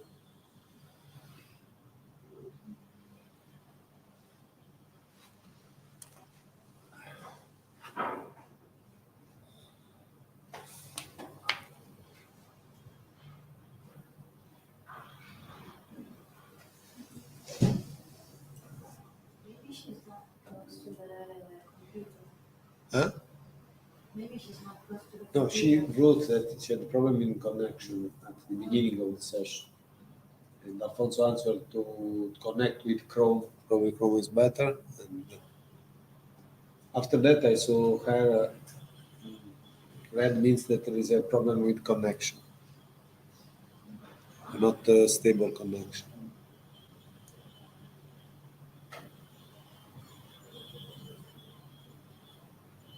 Anastasia?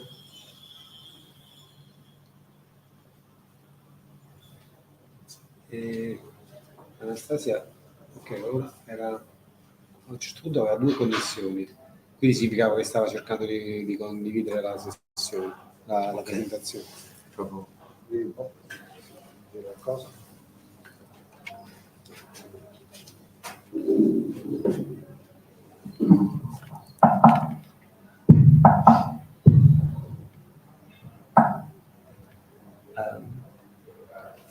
Professor Strategea, can you hear us?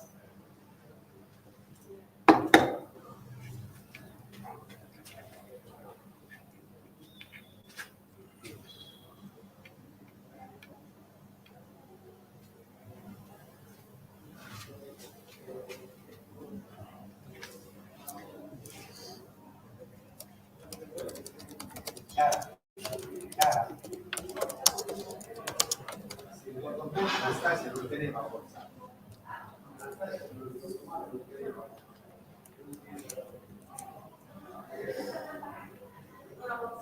No, sta connessa, ma ha problemi.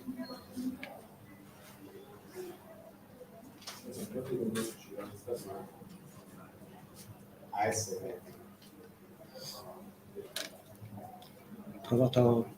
Non ho WhatsApp. No, avevo provato a dirle di provare con un altro dispositivo, magari. Però era online, quindi l'avrà letta.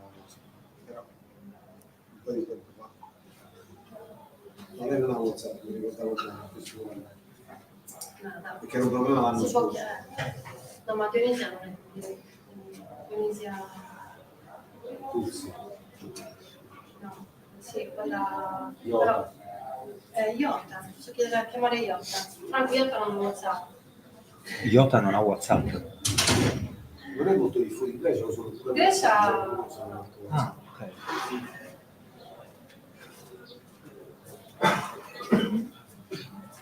Senti, che dobbiamo fare? Proviamo...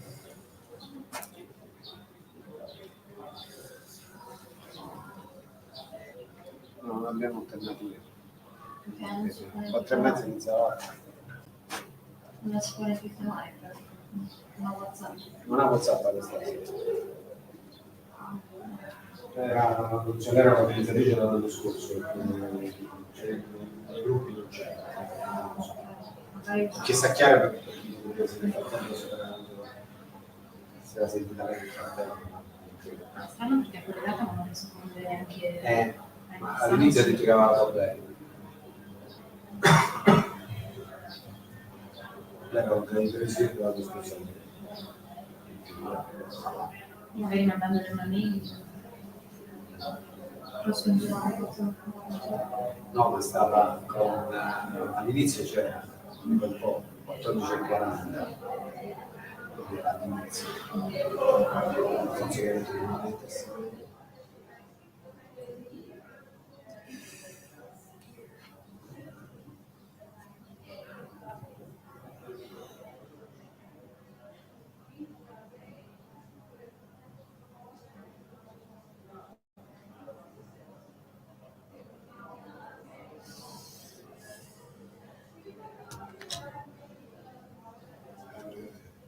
Vediamo. Guardiamo alternativo. Sì, io provo a stare qua, magari se riesce a entrare. Ma è dentro, che c'è. Ma- E c'è sia qua che qua. Ok. C'è lì. Okay. Anastasia. We can see you. It's a Okay. pleasure to see you. Okay. Just give me a minute to check. What to say.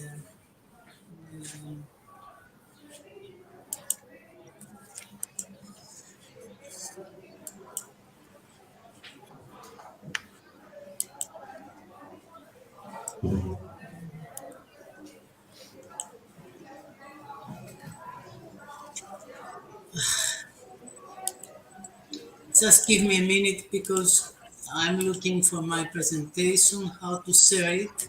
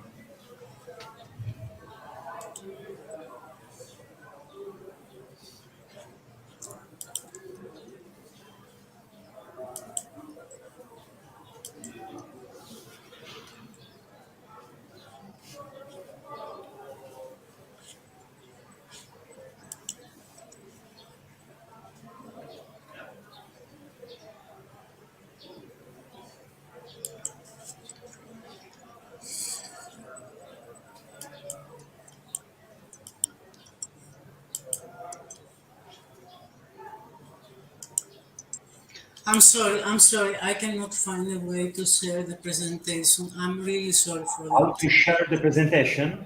Yes, I cannot do it. It's open. Okay, so if you see the low bar with all the options, the third icon from the left is to share your screen. I see it, but then I get a window. It's Chrome tab, window, and entire screen, and I cannot find the presentation in these options I've got.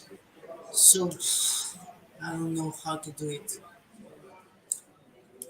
Well, okay. I don't want to bother more the audience, so I'm really sorry. I cannot do it. Okay. Try and share your entire screen. My entire screen is this one.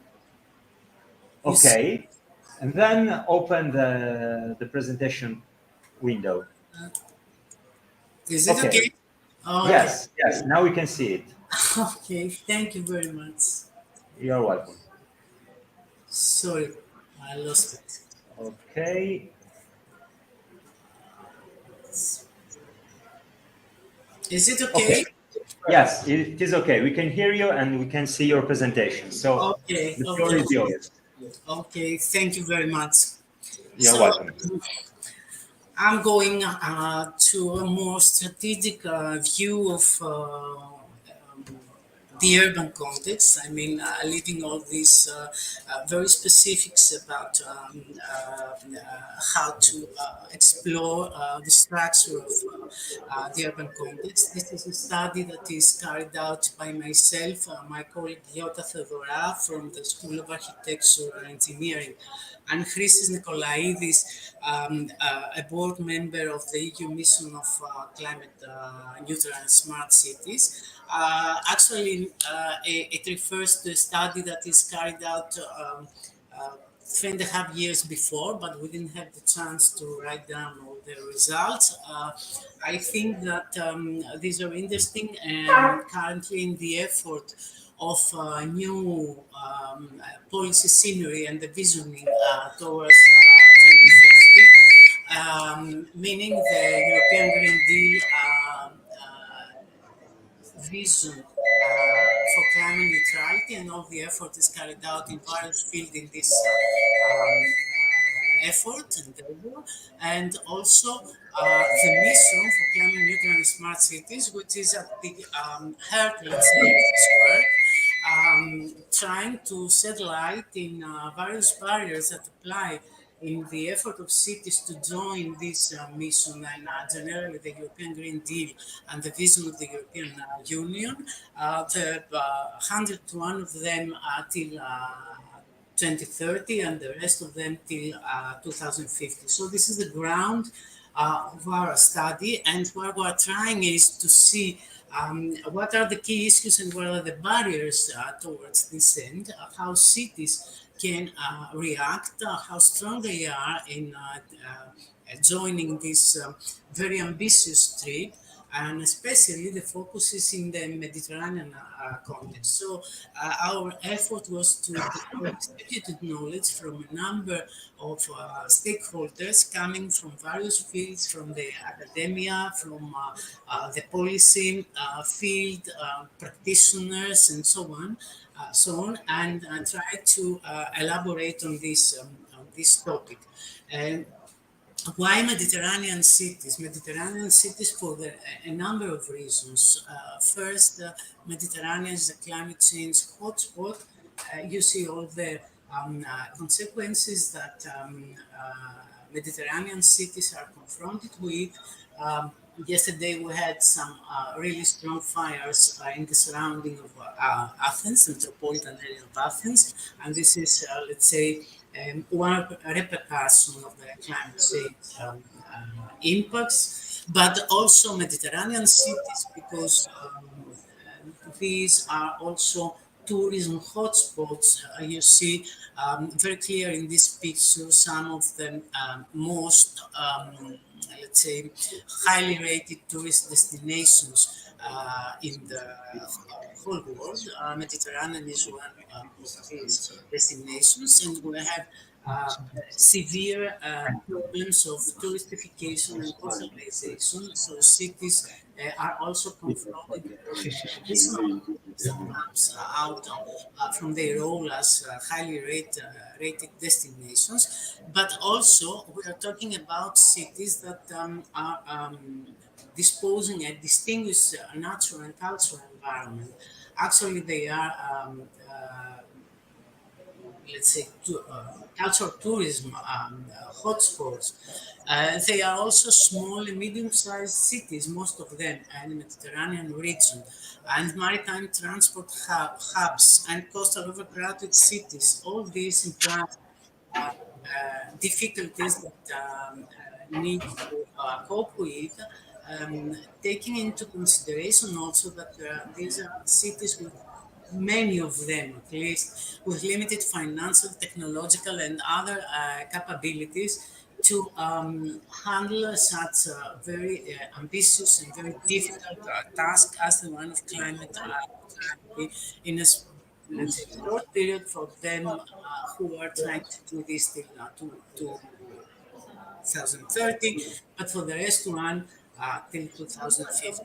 So our effort is to structure methodology and try to identify, on the one hand, the core issues that need to be fulfilled for joining this mission, cities mission trip, meaning climate neutrality and smart cities till 230 or 250.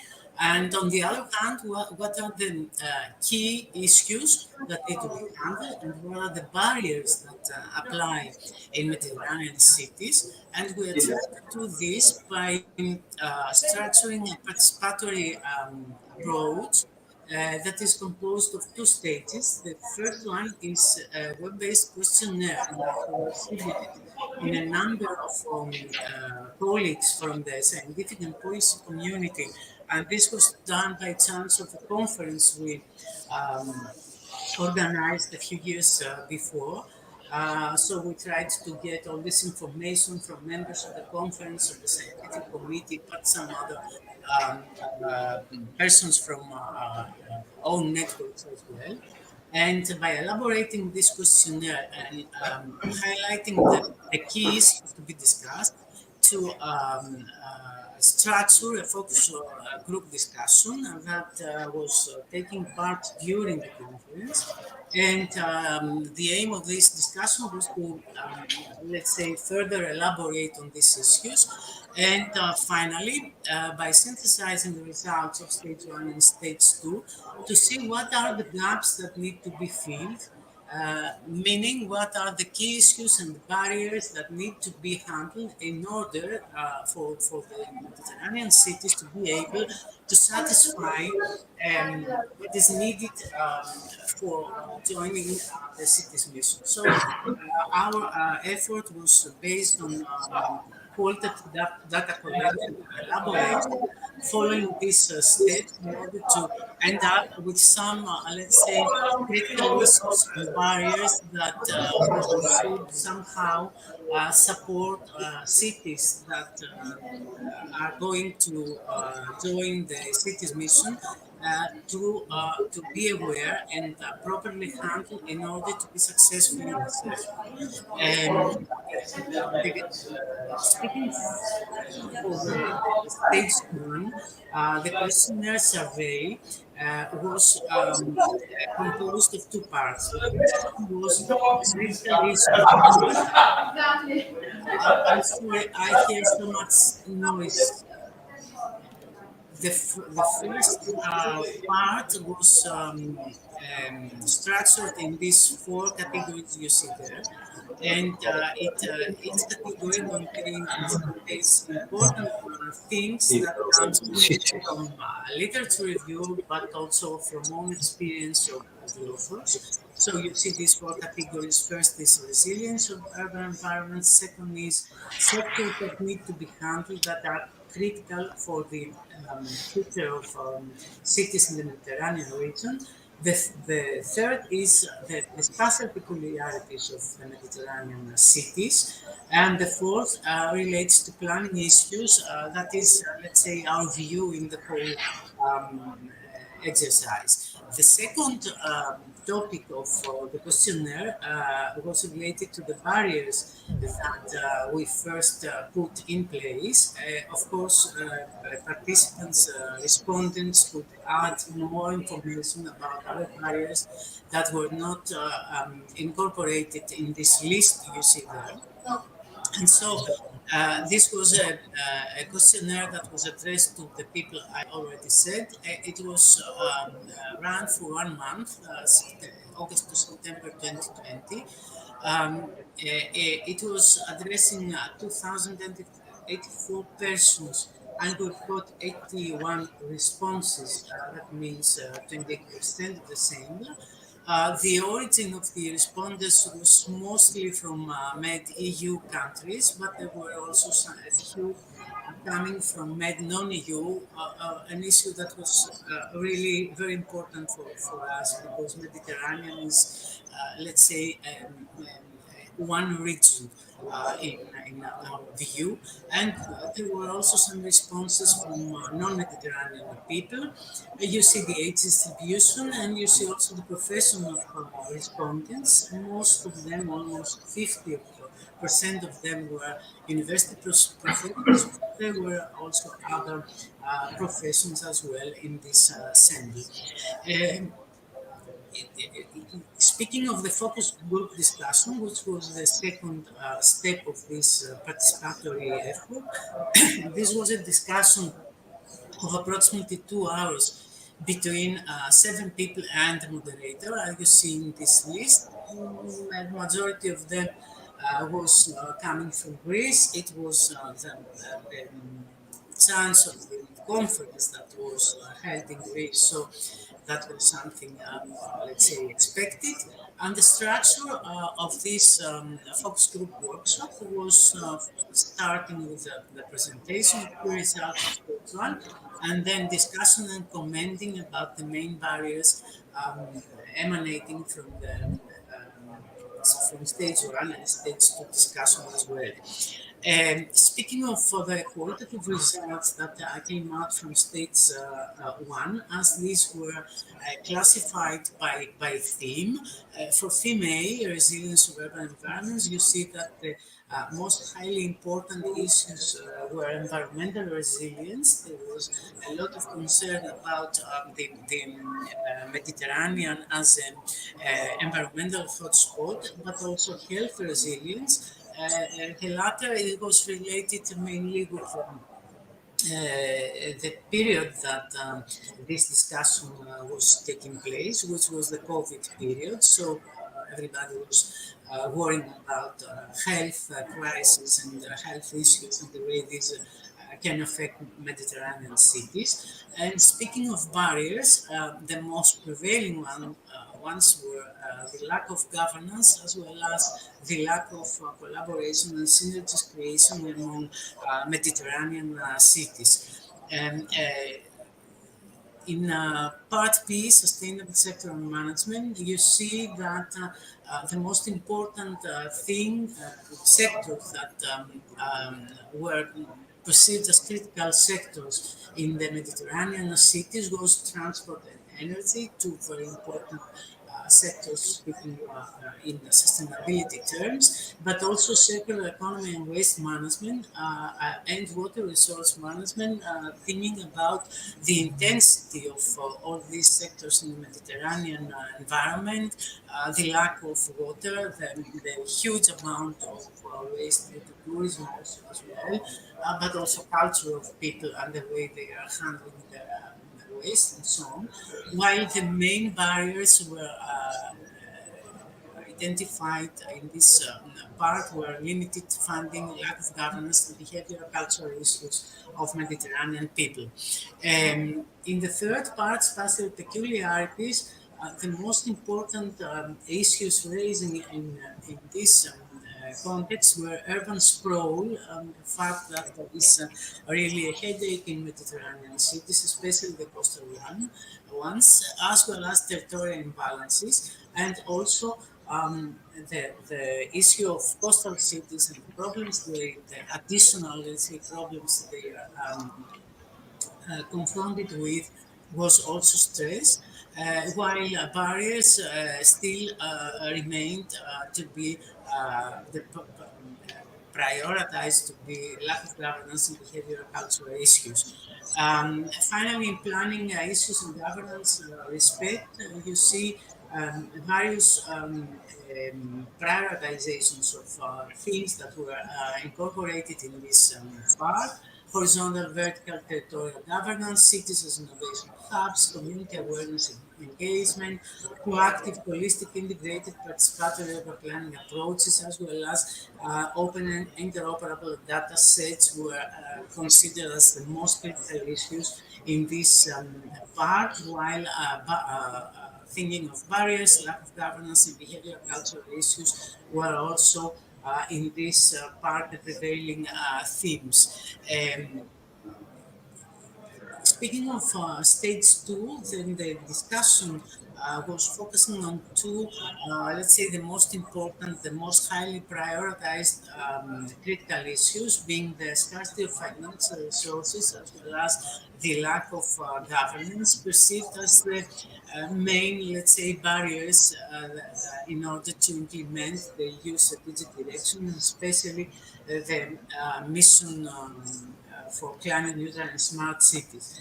And actually, the scarcity of financial resources was presented as the elephant in the room, as it states there, thinking about the huge amount of investments that is needed in order to come to a happy end in this effort, but also the, let's say, reluctance of many European cities, or let's say this is a cultural issue, I would also say, to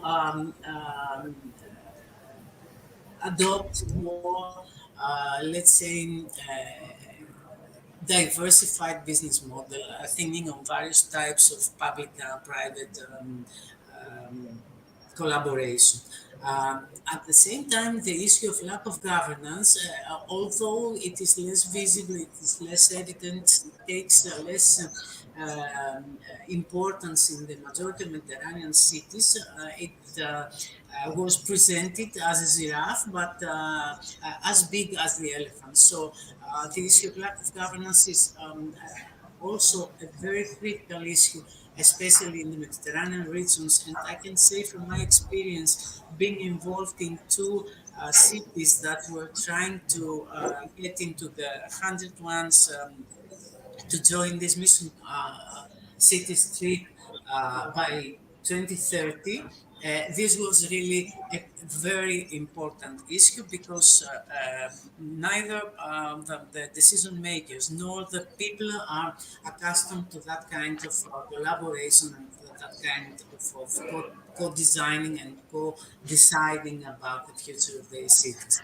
And some qualitative results coming out of these states relate to participatory aspects that citizens are not accustomed, educated, aware of their role and power in joining this Mission Cities tree.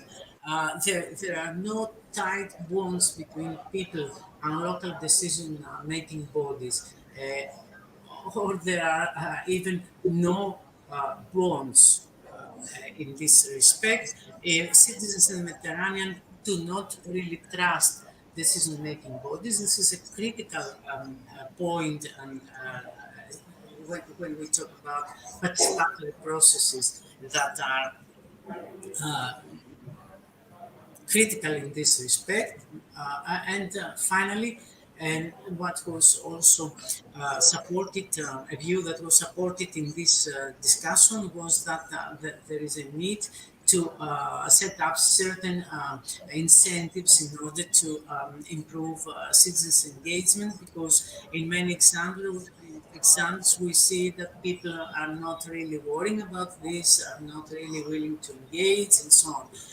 What is very important to notice in this discussion is that most of the participants engaged in the focus group workshop are convinced that no serious effort are made from the local administrations or from the state or from the European Union in order to really make people aware of these ambitions and goals of the EU and the risks that these are going to are supposed to cope with, which are really critical for everyday life, even for the survival of cities from various disasters that are due to climate change. And the main conclusions, I would say, from these states is that there is a need for educating people, for raising people awareness about challenges and risks and their critical role in reversing these ominous trends cities are confronted with, the need for establishing trust and loyalty among the various stakeholder groups in the cities, as well as the need for consolidating a spirit of belonging and the might of change. In concluding this work, we tried to somehow identify the core components for implementing the city's missions, as this come from the various relative texts, but also the barriers that fall into each one of the components, so that to highlight somehow what are the challenges, what are the critical barriers that need to be handled for the cities to be able to follow successfully the cities mission. Indicatively, you see some barriers here falling into two core components. The rest you can also see and full paper text. And finally, we asked from all these people engaged in this two participatory effort, the two stages to describe the Mediterranean image of Mediterranean cities by using three keywords, and then you see the outcome in this word cloud map, and what comes out from this is also several other issues that were not discussed or even mentioned during the two discussions, but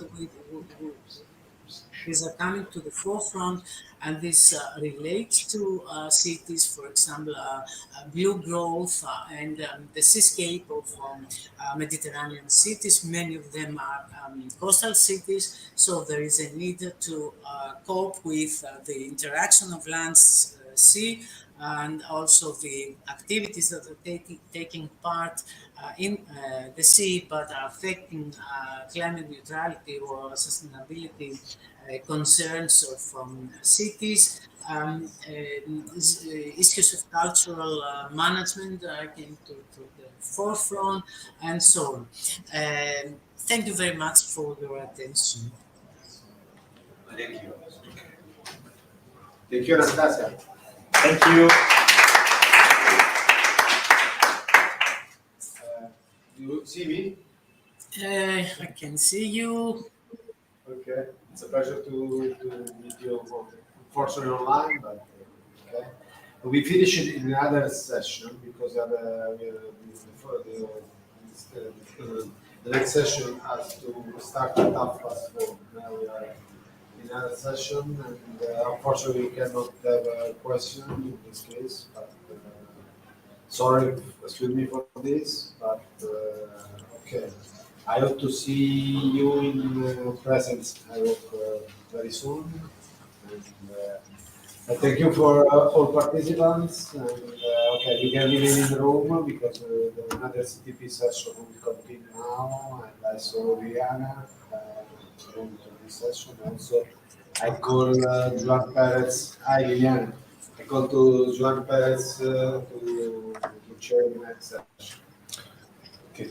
Good afternoon, everyone. I'm John Perez. I will chair this session. I'm sorry we are running a bit late. So we are going to check. We are going to check. A bit. We are going to check very quickly if everyone is here. We are supposed to have 5 presentations today. The first one should be from Andrzej Mita. Are you there? No. We can just move on the list and come back if he's not here. So the first presentation, Communal Resilience Framework by Andrzej Mita. Giuseppe Borusi is here. Yes, he's here. Also, so let's move to the second one and we can come back. Yeah, and Giuseppina Vacca, so, and I asked to Chiara because she has the mobile phone. Of course. Oh. So let's move on the schedule and we'll come back later if people connect. I know that 2 people are connected already. So the next one should be Coastal Land Use Planning, an integrated approach between environmental protection, economic competition, and national defense by, just citing the first author, Nicolo Fenou. Is he connected? Can you use the chat?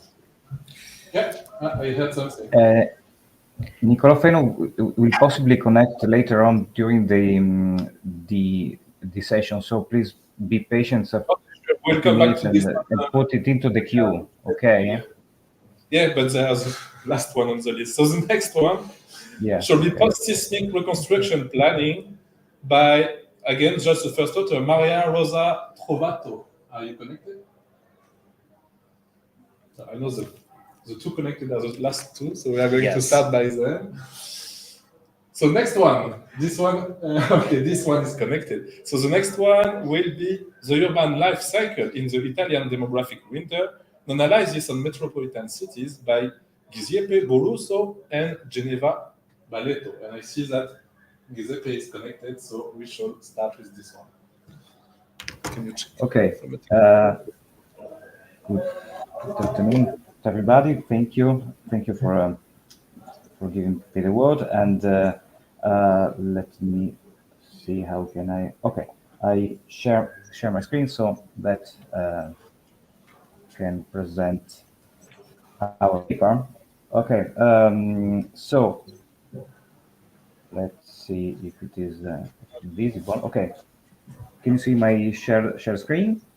Yes, we can see it. So you can. Okay, great. Go. Okay, so okay, as anticipated, the paper is on the urban life cycle in the Italian demographic winter and analysis of metropolitan cities. Couple of words about the overall aim of the paper. What we did consider is that as many industrialized country is facing in the recent years the evidence of a so-called demographic winter, that is the generalized decrease in the overall population. And our idea was to have a focus on what is happening from the urban point of view. And in that sense, we try to focus on a couple of points related to the demographic winter, related to the urban geography, but is actually to try to observe what is the situation, the Italian situation, considering the so-called urban life cycle, that is the life cycle that cities in literature have been facing in terms of increase, stabilization, decrease, etc., etc., with particular reference to the metropolitan areas. Doing that, we had to perform important work of data preparation and organization, particularly because there was the need to consider the different kind of spatial aggregation that urban areas in terms of metropolitan cities, functional urban areas have, and therefore we try to systematize a little bit what could be the spatial pattern of these different units and observe the change in time. The analysis was performed considering the 2019 and 2023 data that were the most recently available data, and particularly to consider a pre-COVID situation and post-COVID situation in the Italian case. So the rationale for that, the starting point is the consideration of the so-called urban life cycle that that has been widely studied in literature, in spatial planning and urban geography literature, and more recently revised by Richard Florida, particularly considering the urban dynamics. Following these models, cities behave differently if we consider the core and if we consider the ring, that is the external part of the city. In the first graph that you can observe on top of the slide, what it is mapped, it is actually the population change in what are considered as different stages in the urban life cycle, while on the figures on the bottom of the picture, what we can observe is the overall population of the city, split into different parts. Again, the core of the central city and the suburbs that are the outskirts or the external municipalities connected to the urban center. The four stages are actually those of urbanization, that is the first stage in which a city is actually created. Suburbanization, that is the second stage in which the cities, after having reached a certain density in the center, starts to sprawl a little bit out from the city center.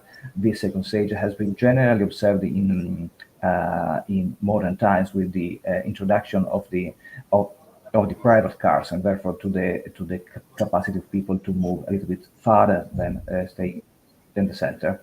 The second two stages have been observed in some cities, in some particular cities, and deal with disurbanization, which is the lack of people, a decrease in the overall population in the city center, and possibly also in the outskirts of the city, as the suburbs or the of the so-called the ring, and in some cases there is a process of reurbanization, that is a back to downtown movement, in which people go back to the city center.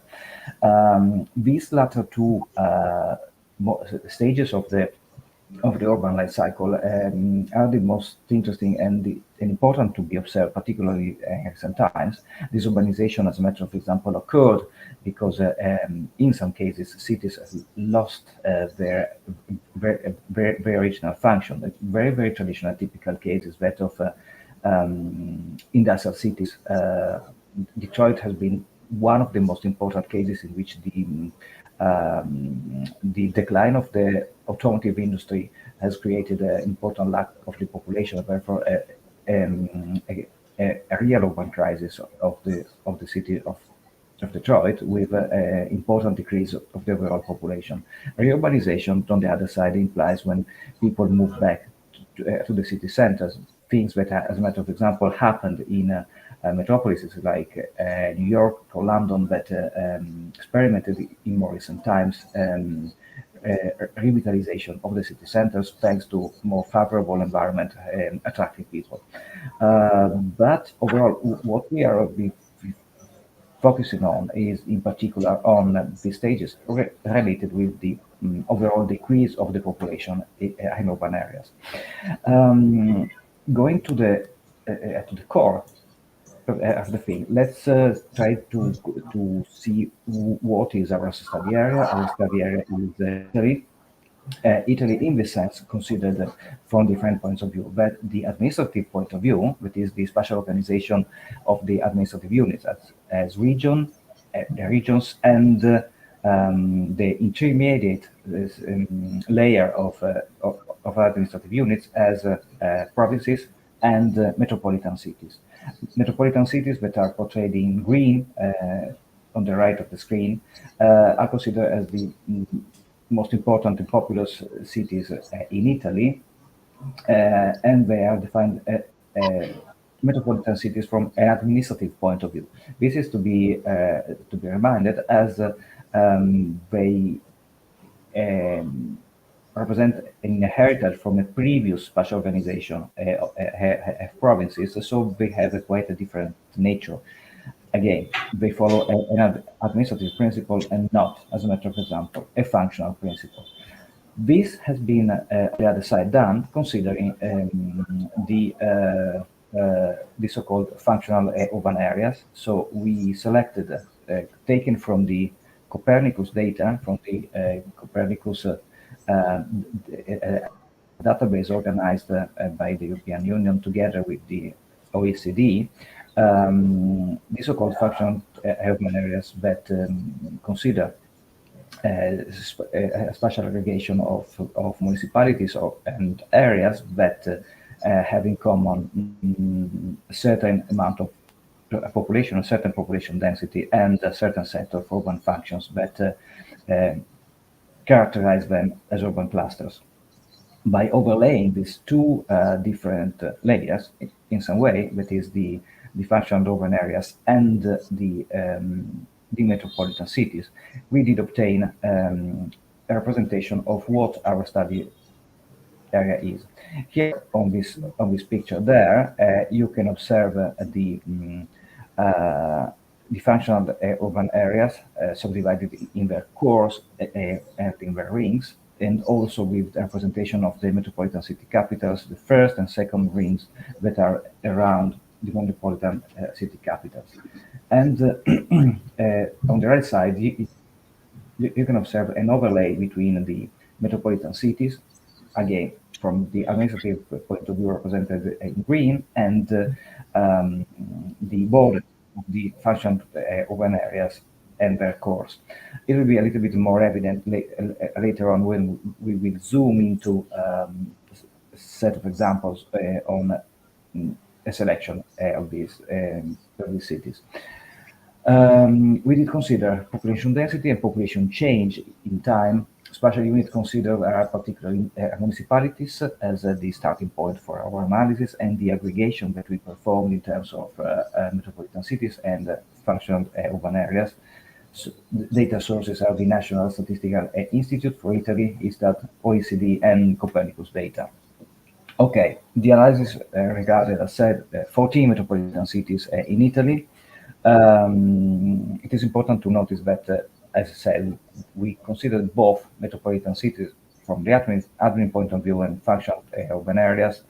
Metropolitan city capitals, in terms of municipalities, were considered as the central municipalities of the metropolitan city areas.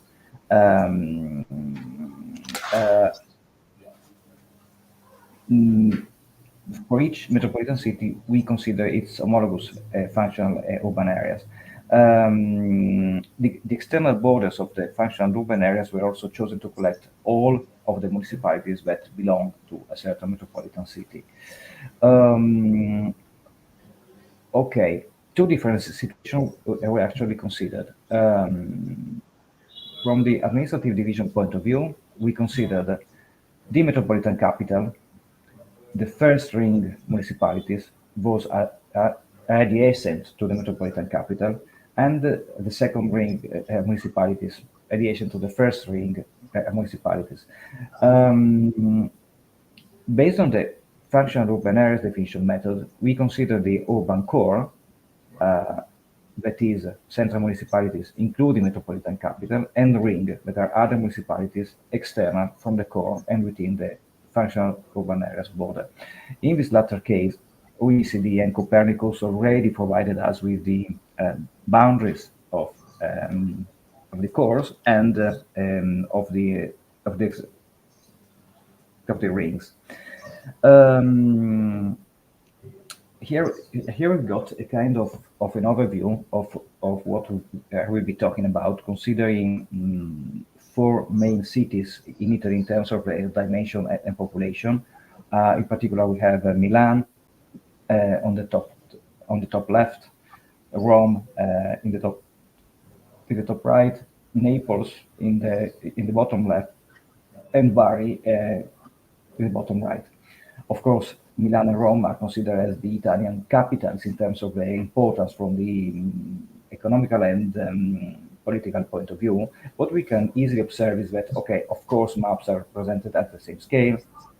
What we can observe is a dramatic difference that we can observe in the Italian cases between the shape and dimension of the different municipalities and areas. As a matter of example, the municipality of Rome occupies more or less the same space as the metro area of Milan, so that made our analysis a little bit difficult in order to compare the different results.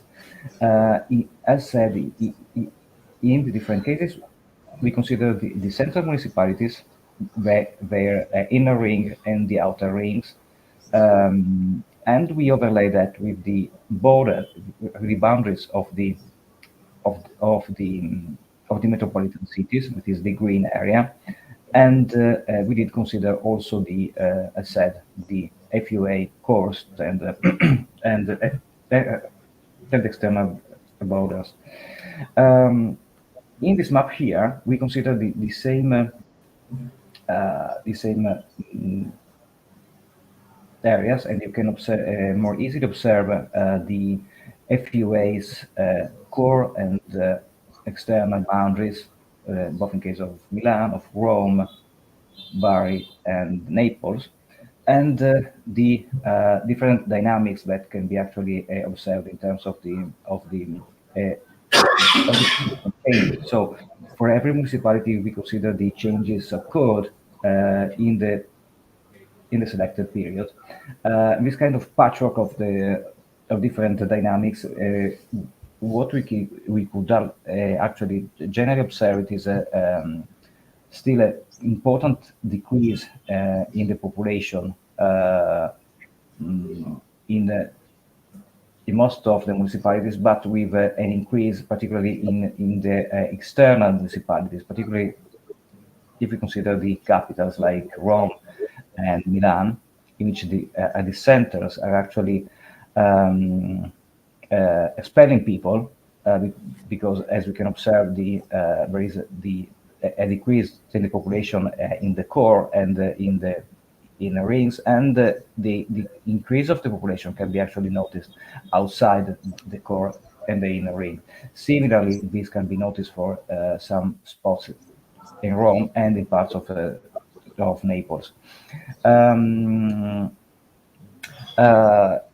Here, the population changes considered for the different cities can be actually observed, and what we can actually observe is that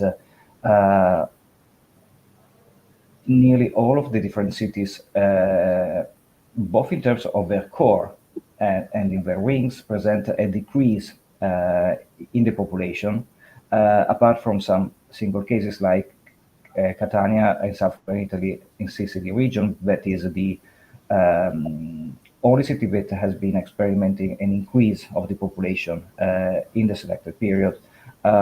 In the other case, Milan is the one that observed a decrease in the core and an increase in the external ring, with a limited decrease in the overall population, and the same for a similar case for Bologna region, for Bologna city.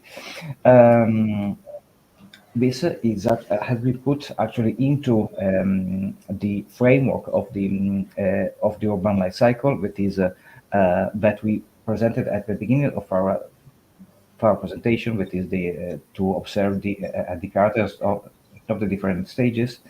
And as we could notice, some cities are still present in the stage of suburbanization, which is that of losing people in the core but increasing them in the ring, with a overall positive agglomeration increase, like Milan and Bologna. Most of the cities are present in the stage of disurbanization, that is the decrease of population in the core and in the ring in favor of more external municipalities.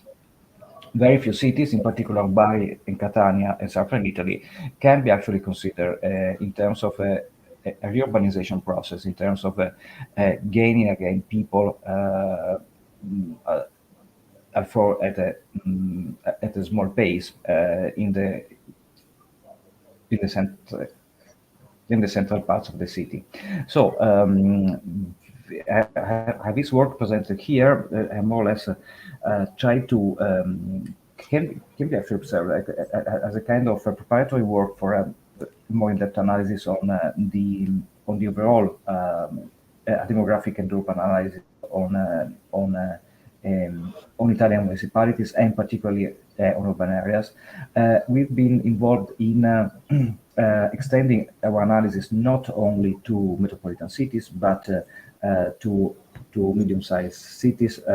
We are working on considering not just the top scorer in terms of population as the Italian metro cities, but going to observe the medium-sized cities, and here some interesting results are overall arising, in particular in terms of better dynamics in terms of population change, of positive population change in medium-sized cities that in some way are encounter tendency with reference to the overall population change.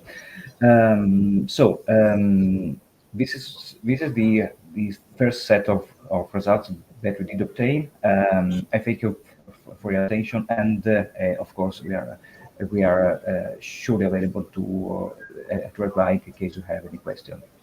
Thank you very much. Thank you. We are just on time. Do we have any questions in the room? Or maybe from the chat online? No from the They are chat. very timid for now, so maybe I will just go and start with the first question by myself. No one? Just a second. Can I ask something? If you hear me? Okay. You can Yeah. go for the first. Thank you. Yes. Hello, Giuseppe. Hello, Liliana. Nice to see you at least like this virtual. Yeah. It's quite interesting, you know, these results that you got, you know, and what is crossing my mind that I recently saw it was some documentary, something like that, that, you know, in the Sicily, it seems there is a new, how to say, the young people, you know, who are working. I mean, those digital nomads are coming actually to the Sicily, and they are practically. Do you think are these population are practically bringing the new life to the Italian cities? And and what is interesting is, okay, this is what I heard. You know, I saw it on the like a fact on the TV, you know, on this documentary. But on the other side, this is interesting that people are leaving. I mean, it's a trend, you know, but at the same time you have the digital nomads coming to the central parts of the city on the south, you know, and everything, and then you have also this dispersion of the population in this outer, you know, first have you been thinking, you know, and is this going to, how to say, direct your future, you know, research on this? And what do you think, why, I mean, I know that you said you are going to have another researches, you know, and to see what is actually driving these trends, you know, but I mean, do you have some now, how to say, assumptions, you know, why is this happening? Why these Well, differences, you know? Yeah. okay. Well, thank, thank you for your comments and for your questions that are yes, quite wide actually, because you highlighted a couple of phenomena that are actually taking place and that are very much related one to each other. Well, first of all, there's an important point to stress, that is that okay, as said, in this particular case, we did consider the overall population change, thanks to the fact that Italy is overall as a country is actually experimenting overall a decrease in the population, because the natality rates are very birth rates are very low, and so overall Italy is actually in a demographic crisis. What we did in the evolution of this research has been also to consider what is the trend of the cities if we not consider the overall population change. So what is the relative behavior of the population in urban areas. And we gained quite interesting results, particularly as said in medium-sized cities that are presented as more dynamics in terms of the capacity of retain people, if not attract new urbanites. And that digital nomads is for sure one possible reply to what you said, and in some cases we have people relocating. Catania has observed, or Sicily can be one of the destinations, but as it usually happens, the urban rent it is one of the factors that determine or influence at least the dimension in which people are willing to relocate, because what has been observed in Italian cities, particularly in the post-COVID-19 outbreak, has been an overall increase of the urban rents. So the real estate market has kind of skyrocketed after the year 2020, and this is also having a strong influence on actually how people allocate and relocate. For sure, those cities that are presenting a good quality of life and a set of rents that are still affordable, of course, are attractive. And people tend to follow that. It is to say that the dimension of the phenomena per se is not yet capable of stopping the overall Italian trend, that is the outcome of several years of slow birth rates. But in any case, it is something that can be explained, particularly in cities like, okay, I'm thinking about Catania, it is as in the metropolitan cities. It is possibly the most dynamic, and the same for Bari.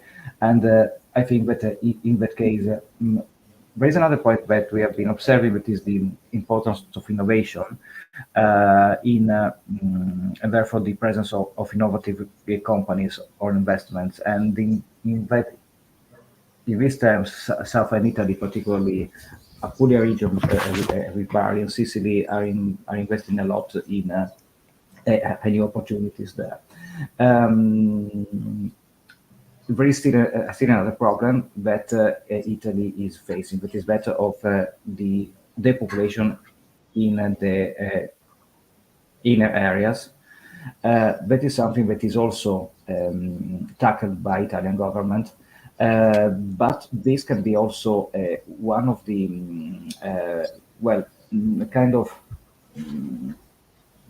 double-ended problem, because if we have depopulation in the small centers, but we have also this urbanization in urban areas, there is something wrong. So we cannot tackle both the phenomena with the same forces.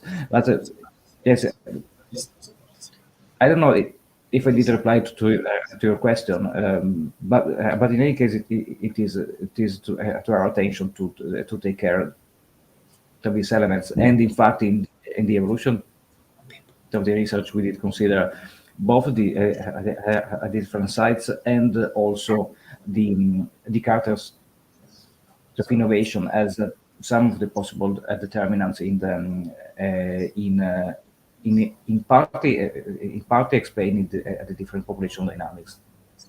Yeah, thank you. No, you reply, because I also assume that it's not one factor for sure. It's since it's there are differences, between going from north to the south, and it's obvious, why the digital nomads want to go to the Catania. I mean, there is a seed. I mean, there is a and the good thing is that they are bringing, they are renovating, they're reurbanizing, the areas that are usually before wasted or something like that.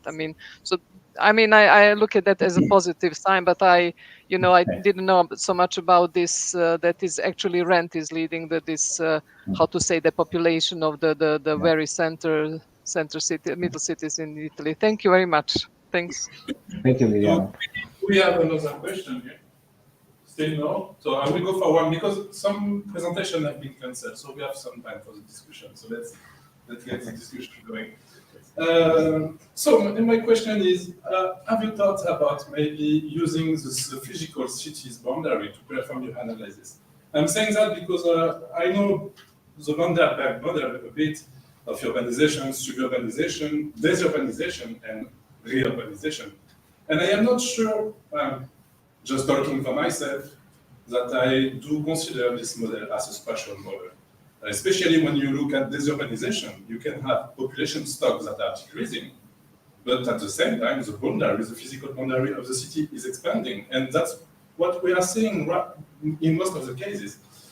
So the Van der Berg model is a very good one, but I don't think it was a spatial model, at least from my point of view. So I would like to know about your commentary about that. And also, you thought about using the physical hardscape of the city to perform your analysis. What do you mean by the physical outskirts of the city? Like the boundary of the city, it's a bit difficult to define the boundary of the city, but there are some researchers that try to do it. And if you use the remote sensing, for example, you can extract the urbanized area automatically as well. Well, Copernicus data are based on remotely assessed data. So the reason why we did spend a considerable amount of time actually in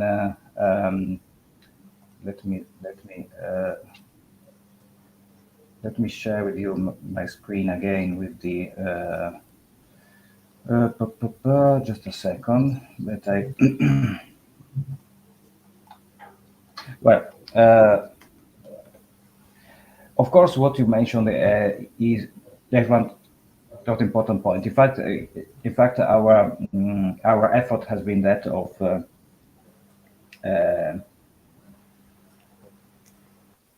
putting important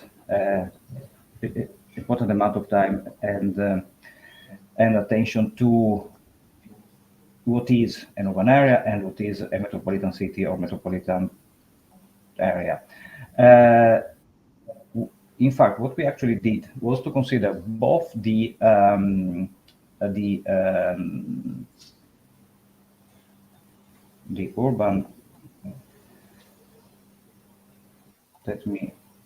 Bear with me a second. I'm sharing the screen, showing more in detail our data origin. Okay. Okay. So this is why actually we did consider as a given point, as a given element, the effort done by the OECD and Copernicus in finding a way to define functional urban areas. Okay, so to find what you called the physical boundaries of a city, we choose the criterion that is that of considering cities from a functional point of view, following what has been tried as a way of considering homogeneous data and homogeneous characters of urban areas in order to make them comparable, at least from the functional point of view. So we did consider this set of data that, as said, it is a combination of demographic data, of remotely sensed data, considering also the difference in the land use, etc., as our starting point. Over that, we did consider what is the administrative component, and as said from the beginning, there is a wide set of differences between the administrative point of view, particularly in Italy, and the functional point of view, because if we go back to our presentation here, we can observe, as a matter of example, that there is an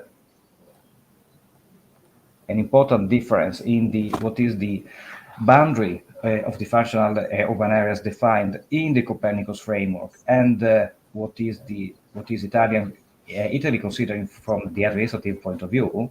So the administrative point of view has been considered because it is that is what is officially renowned. On the other side, we did consider the functional component. So in this stage, we didn't care very much about what are the physical boundaries, because we in some way follow what has been the effort done by the official institution, the European Union and its research centers. And in that framework, we did consider what happened in terms of the different municipalities that belong to these areas, in terms of the center, in terms of the inner rings, and in terms of their outskirts. So the effort has been done. Okay. Thank you. I think we'll move on to the next one. Are we okay? Thanks a lot, Giuseppe. Can we go for the next one? Yes, the next one is Professor Zivkovic. I saw you connected, and then it is connected. Right? Can you just check the list of the participants? Yes, the last one was Professor Zivkovic presentation. Yes, but we have another one that was connected, I saw. Okay. Maybe, let me just check. But 1 second. But maybe let's just the last one. I think so that, for sure. And just 1 second, I think we'll go with your presentation, Professor Zivkovic, but just give me 1 second. We never know. Maybe it's possible. So, you see, because we had two Giuseppe connected, and the first presentation. Because maybe the first one is when it was sharing his screen. He shared So two it times. appears as a second user, but because now we had that- two Giuseppe on the list and two on the list of participants. But he was sharing two times his screen. So we can go with your presentation. Okay. Professor Liftovich, thank you. Yes. I mean, I think that the people were also confused. This morning, I realized that there is a time difference. So it's probably people are didn't realize there is a difference of, I think, 5 hours comparing to the Central European time. Okay, so maybe we'll have them in 5 hours. We can wait. Yeah. Come back. Oh, just a second. Oh, what I done? Okay. Just to. Mhm.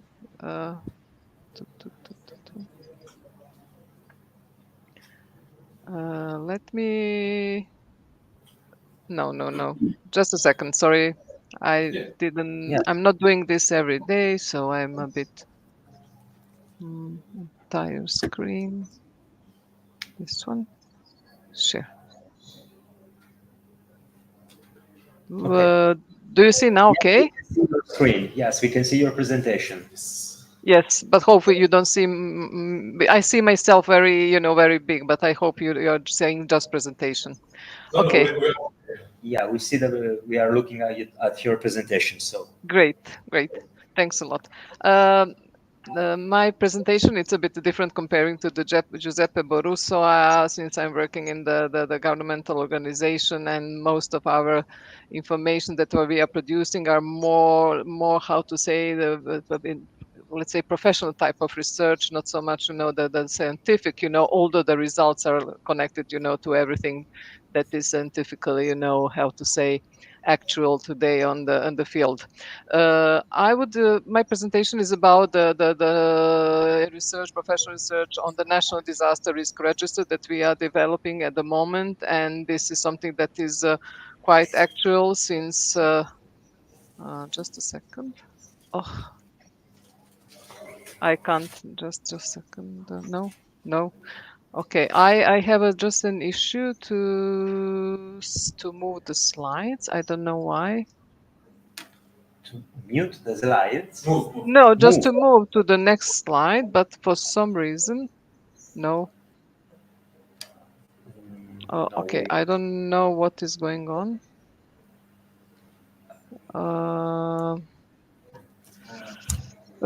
Just a sec. I don't know something is not functioning properly. You can take your time.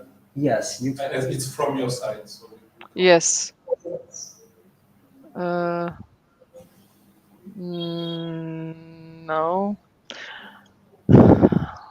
Okay, I'm not so sure how to do this. I apologize. Let's see like this. Is it moving now? No, it's not moving. We still see the first page. Okay, let's try maybe this. Now? Okay, now yes. Okay, good. I'm sorry, I wasn't in the right. I didn't check with the friend as you suggested. Yeah. So my presentation is about the building the National Disaster Risk Register that is quite actual due to the disaster risk we are facing today, especially about the climate changes. The new thing, for the how to say in this disaster risk management national cycles is that the geospatial information services are having the more important role than before, and it's the whole this disaster risk management is more based on the prevention, not about on the recovery, and it's oriented towards building resilience, in order for disaster risk to be mitigated in a different way comparing to the previous period. So, as I said, the number and the intensity of the disasters, have been intensively, and the losses from the same are increasing persistently. But at the same time, this is how to say asking from approach to be more reactive than to be proactive in the sense, as I already mentioned, to make the territory resilient to these risks using the geospatial information and related technologies. What that means is that, the comparing to the what type of the land cover or land use is somewhere, disaster risk could be, how to say, lower or the higher. So it's not the same if the rain is falling, heavy rain is falling somewhere in the mountains, or it's falling in the city where there is not so much green areas, or maybe where there is a green areas and there are certain measures already implemented. So this is something that is changed comparing to the previous period. So that means, that there is a need for geospatial information, and this need is for some open interoperable information, that are standardized and that could be integrated within on the one place. And this is why the new trends are going to the development of this disaster risk platforms within the already developed NSDI platforms worldwide. So as I said, this, how to say, this different approach, to disaster risk management, is also reflected in the recently, or maybe not so recently adopted, Sendai framework for disaster risk reduction by the United Nations in 2015. This framework, comparing to the previous framework, has a list of the activities that should be implemented from the local to the global level, and they are directly building resilience and decreasing the exposure, vulnerability, and disaster risk in general. What is new, as already highlighted, this is the usage of the information, for decision making, the geospatial information or geospatial disaster risk information, so-called risk maps. And also, what is new in this approach is that the disaster, it should be have the strong coordinating mechanism and share responsibilities among the different stakeholders.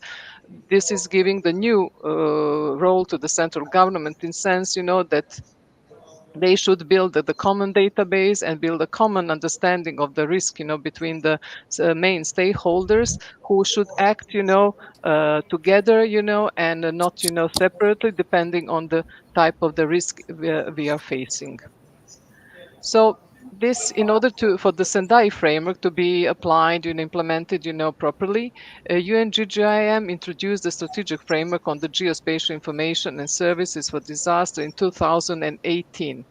As you could see, from the picture, this is, also supporting the disaster risk management, but also is supporting the achievement of sustainable goals that are constantly jeopardized by the climate changes and the other disaster, the man-made or the natural disasters, and including both those that are land specific or that are not land specific, like we had recently this COVID, the pandemics.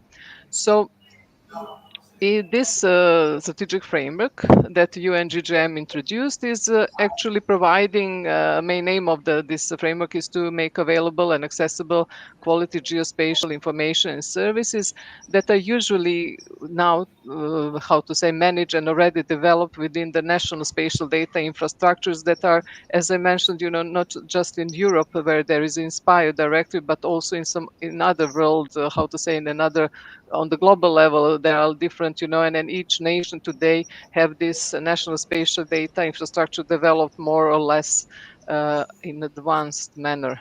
So, and finally, what is also bringing, and also supporting the disaster risk management and also the building a resilience of the territorial resilience, towards the risk, natural and man-made, is also campaign making cities resilient that is launched in 2010 or 11, I think, something like that already, but is also today supporting not just the previous framework, but also Sendai framework that is now actual, and that is, of course, oriented towards the SDGs implementation. The main focus is, of course, here on this making cities resilient, as the name says, is on the urban areas. And this is, of course, not how to say surprise, because of the process of urbanization that is the most significant today globally, and that is producing a lot of challenges, for the urban planners, but also for the other profession. concretely in this campaign, the cities are assessing how resilient are they towards the different type of the risk, the disasters, and based on that they are, how to say, enhancing the resilience of the city. And the special tool for that is urban land use planning. That is both the key actor, and this is for the preventing, but also important for the recovery after the disasters happen.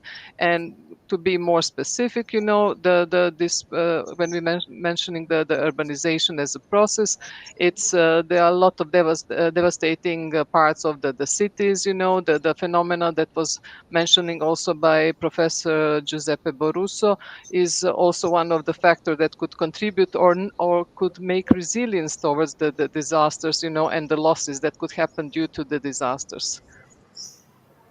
So something more precise, concrete about the National Disaster Risk Register that we are building today in institution where I work. We are responsible due to this new role of the geospatial information and the services. We are responsible only for the provision and maintenance of the technical infrastructure of the National Disaster Risk Register, in line with this strategic framework that is how to say, that is enacted and provided by the UNGGIM. The main, how to say, legal responsibilities on the Ministry of Interior Affairs, Sector for Emergency Management. And this disaster risk register is pretty new. The establishment started in 2020 and went public in 2022. Conceptually, there are, as following all these recommendations from the UNGGIM, it's planned and implemented as a part of the Serbian NSDI and digital platform GeoSerbia. That means that the register is using already developed analytical capacities, and it's linked to the other subsystems that are already established within the GeoSerbia, and also it relies on the distributed environment that is established and that is using the modern geospatial technologies. Conceptually, there are four, let's say, layers. There is a data source layers, processes layers, risk data users layer, and also the NSDI digital platform GeoSerbia with DRR and other subsystems. Now, more precisely, this was just a concept, relating to the information that are there that could be found on this platform. It's already NSDI data. These are the data that are Inspire compliant, and that today they are falling, to the so-called high value data set, that are the data sets that are of critical importance for socioeconomic development in Europe. I mean, at least they are, by the Implementation Act within the Open Data Directive claimed, but they are all relying on the Inspire directive that soon is going to, how to say, fade out. But the standards and everything that is benefits that was developed based on this Inspire directive are already there and going to be used in future as well. Besides those information, there are risk-related data. These are information that are provided by the risk stakeholders. Some of them are, let's say, original data, data that are, how to say, provided by measurements, and some of those information are products of a different combination of information and analytical tools that are already implemented, and for producing the maps of the different type of the risks, like seismic risk, landslide risk, forest fire risk, and flood risk that is presented here on the slide. Services, but okay, the services, more or less the geospatial services are the, let's say, classical one for NSDI. This is the OGC Web Standard Geospatial Services for WFS, WMS, and etc. But recently they are more or less, how to say, switch to the APIs services. All these services at the moment are provided, how to say, only to the register users. These are the main disaster risk management stakeholders. This is due to the sensitivity of this information. But in future, I hope that some of this information would be more open also to the other, I apologize for this sound, to the other users, you know, to have an overview on that. As I said, this disaster risk register is a work in progress. There are some advantages at the moment, you know. I mean, not at the moment, but at the moment there's just certain advantages. And of course, when I say it's a work in progress, that means it's going to develop further. But at the moment, the status is that this information are relevant for the national level risk decision making and risk management. There is a basic risk maps, and there are some basic geospatial information and services that are needed for the disaster risk management process. And what is also advantage is that this is a good model, you know, for the other spatial data infrastructure development in Serbia that are missing. You know, there are not so many besides the NSDI. That is a kind of mixture of the different information. We don't have so many other, let's say, more thematic, you know, SDIs. On disadvantage side is that information are, let's say, not so precise. So their implementation for the regional development, the regional resilience development and urban resilience development is limited in a way. We hope that, you know, in future we are going to work more on that. Also, what is missing is the population information. We miss, you know, the link with the information from the statistics, because, for example, in case you have a flood or something like that, you need to know precisely where are the persons with the disabilities, you know, and where is the need for some how to say, people to be safe or whatever, you know, type of the disaster is happening. Is it a forest fire or as already mentioned, flood or something like that? Also, what is missing is the connection to the regional international databases. And also we still didn't how to say, integrate the sensory networks real-time data. So okay, one could say that this is a lot of things we still need to do, but you know, we are going one step at a time. This is something that is supported by the European Union and UNDP. And hopefully at the moment we are integrating the health information. And probably the next step, you know, the phase 3 of this register development would be, you know, it would include also this information. As I said, you know, this is something that is not about this register, but in all registers, usually the information they are missing are those how to say, of the higher precision data that is better for decision making and for the action in general. So finally, as I already mentioned, you know, we started developing National Disaster Risk Register. It's today main source of the geospatial information for the common understanding and decision making about disaster events. And there are some basic risk maps there that could support at the moment only the national disaster risk management plans preparation, not the local one. This is what we should aim in future.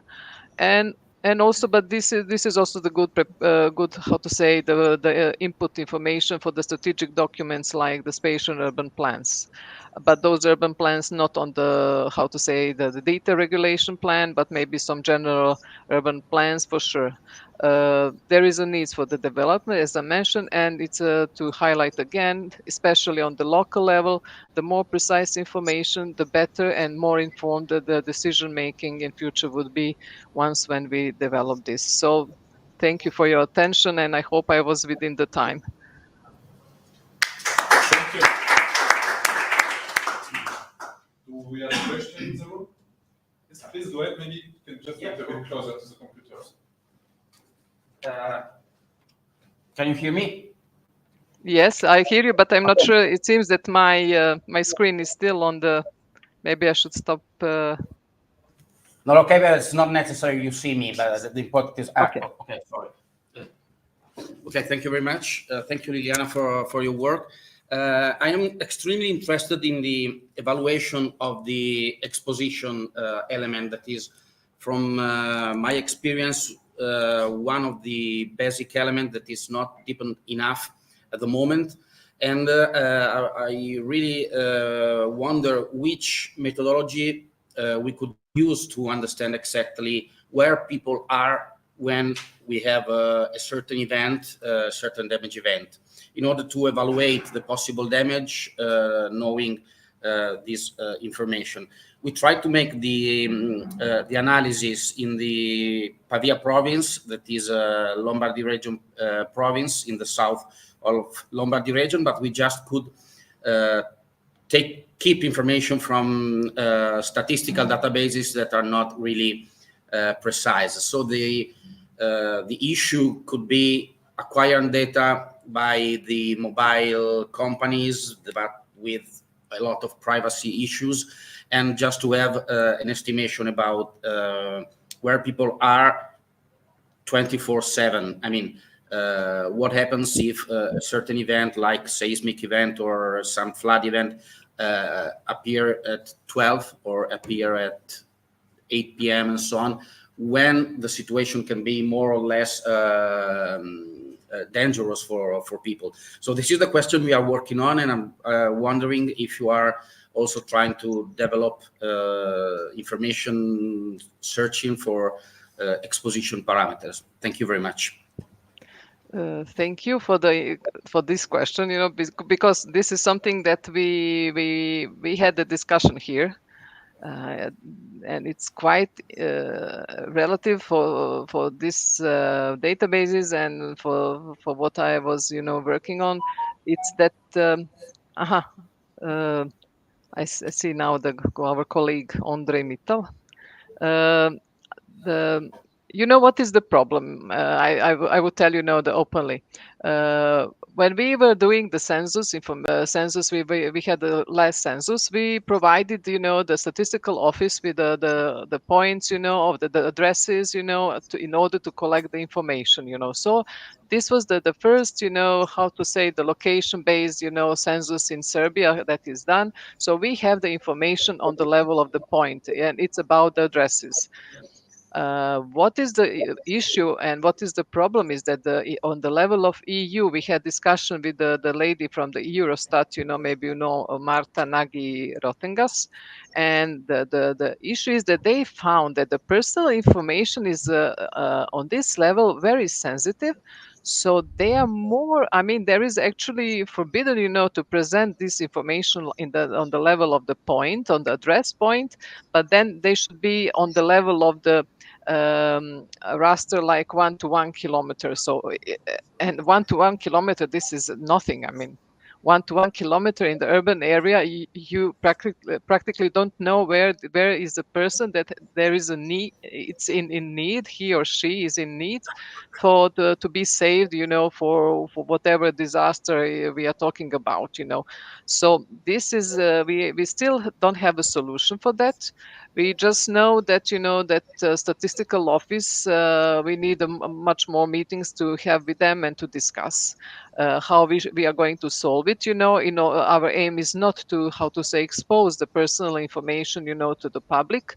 And as I said, at the moment, these services that we are providing for this information for this register are not open. They are the base. You need to be a registered user, but for some reason they are still kind of in a way hiding behind this EU legislation that says that this information could be provided only 1 to 1 kilometer raster format, even for the urban areas. So this is not satisfying for us, and it's not going to give us a help, and it's not going to provide information about the what for the decision making, where are the people that are in need. So to be honest, this is the situation at the moment. So we don't have still solution, but we are working on that, and hopefully maybe on the next ICCSA or something, I would come with this information, how we manage to provide this information without disclosing the personal information, and to be, how to say, in the legal framework that is positive, and not to do something that is not forbidden. I mean, that's. I hope that I replied to the question. Thank you. Do we have another question? I can just add maybe a quick one about your user. You told us that you have to, the user have to register. But is it open to everyone, provided they register, or some people are not allowed to register? Register? No, it's I mean, everybody could see the information now. The platform is open. It's possible to be seen. You could select, what type of the risk you want to see. Where is, depending where you would like to see it, in which municipality or city or whatever. So it's possible to be seen, but you can't download those information. That's the issue. This is what is, kind of how to say, reserved for the registered users. So, I mean, you can't download, you can't, but you could have a look. I mean, look, the viewing services are there. That's the. Yeah. And anyone can register. It's free and open to everyone. Yeah, what is we collected as information is there. Yes, but it's not, as I said, it's not downloadable. Okay, even for the registered user. No, for the registry is okay. That's different. Actually, they even have some other information, that is sensitive, but this, but the if you are not registered user, if you are unregistered user, you can't download the data. At least not those that are risk maps or something like that. But okay, I mean, it's not a perfect solution at the moment, but this is the how to say, state of the art on this, register. It's going to be changed, as I said, because particularly in the Making City Resilience, the recent analysis, there is a recommendation for the cities to include the risk maps in their general urban plans. And this is something that, of course, is going to be provided to them, to present, but you could understand that, particularly this information that we now discuss, with the professor, that we can't how disclose some information, or to provide the others, to download and use them, freely. That's still how to say, even by the EU laws, is not how to say positive. It's not allowed. Thank you so much. Thank you for the question. Yeah, my pleasure. So we are going to move to the first presentation that will go last, which is Andrzej Mital on communal resilience framework. Andrzej, can you hear us? Yeah, I can hear you. Sounds okay from my side? Okay, perfect. Yes. Maybe you can share your screen. Okay. May I share my screen? Yes, sure. Yes. Okay.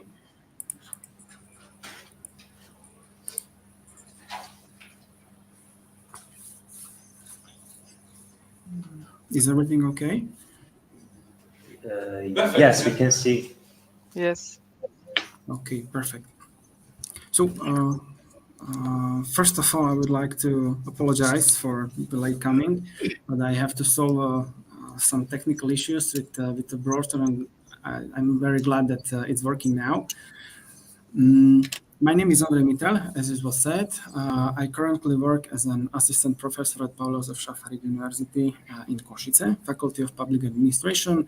I'm the member of the Department of Public Policy and Theory of Public Administration. With my colleagues, we focus our research activities mainly on smart and green solutions that were implemented as a reflection of twin transition and triple transition. We also focus on the importance of stakeholders' collaboration between within the city, based on different approaches, for example, smart city, green city, resilient city, and many other, for example, helix models. And that is also the main reason why we have prepared this study on communal resilience framework. We presume that the communal resilience framework is a generic conceptual system composed of components that help cities and municipalities to adapt and also to recover from expected or unpredictable crises or emergencies. Our study has an ambition to realize preliminary research that is very important and investigate the communal resilience framework in the conditions of the Slovak Republic. In this regard, we examined the measures and activities implemented by selected regional cities that strengthen communal resilience. More precisely, measures and activities focusing on the components of communal resilience.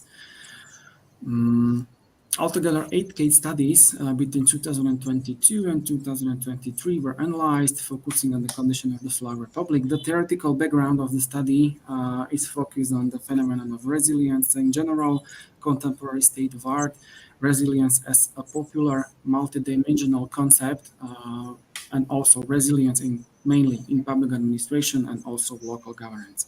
Also, we focused in our study on the components of the communal resilience. In the final version of the contribution or the study, you could also find very detailed findings, discussion, and also the limits and the future research that arise from our study. And in many aspects, it's the same as in the previous contribution. First of all, I would like to very briefly concentrate our attention on the resilience and the capital resilience. These terms definitely comes from Latin word resilience, which means bounce back or to rebound. Now it's very important to underline why is the resilience one of the hot topics of contemporary democracies and contemporary cities and municipalities. Resilience is a very important topic because the increasing rate of challenges that governments have to face and deal with these days. The growth of governmental reasoning of resilience and components of resilience is in this regard logical response to an unstable and uncertain world. Over the time, resilience's meaning was widened to include various social difficulties such as poverty, homelessness, traumatic events, natural disaster, violence, war, environmental disasters, or physical diseases, as it was seen during the COVID pandemics. Resilience as a multidimensional phenomenon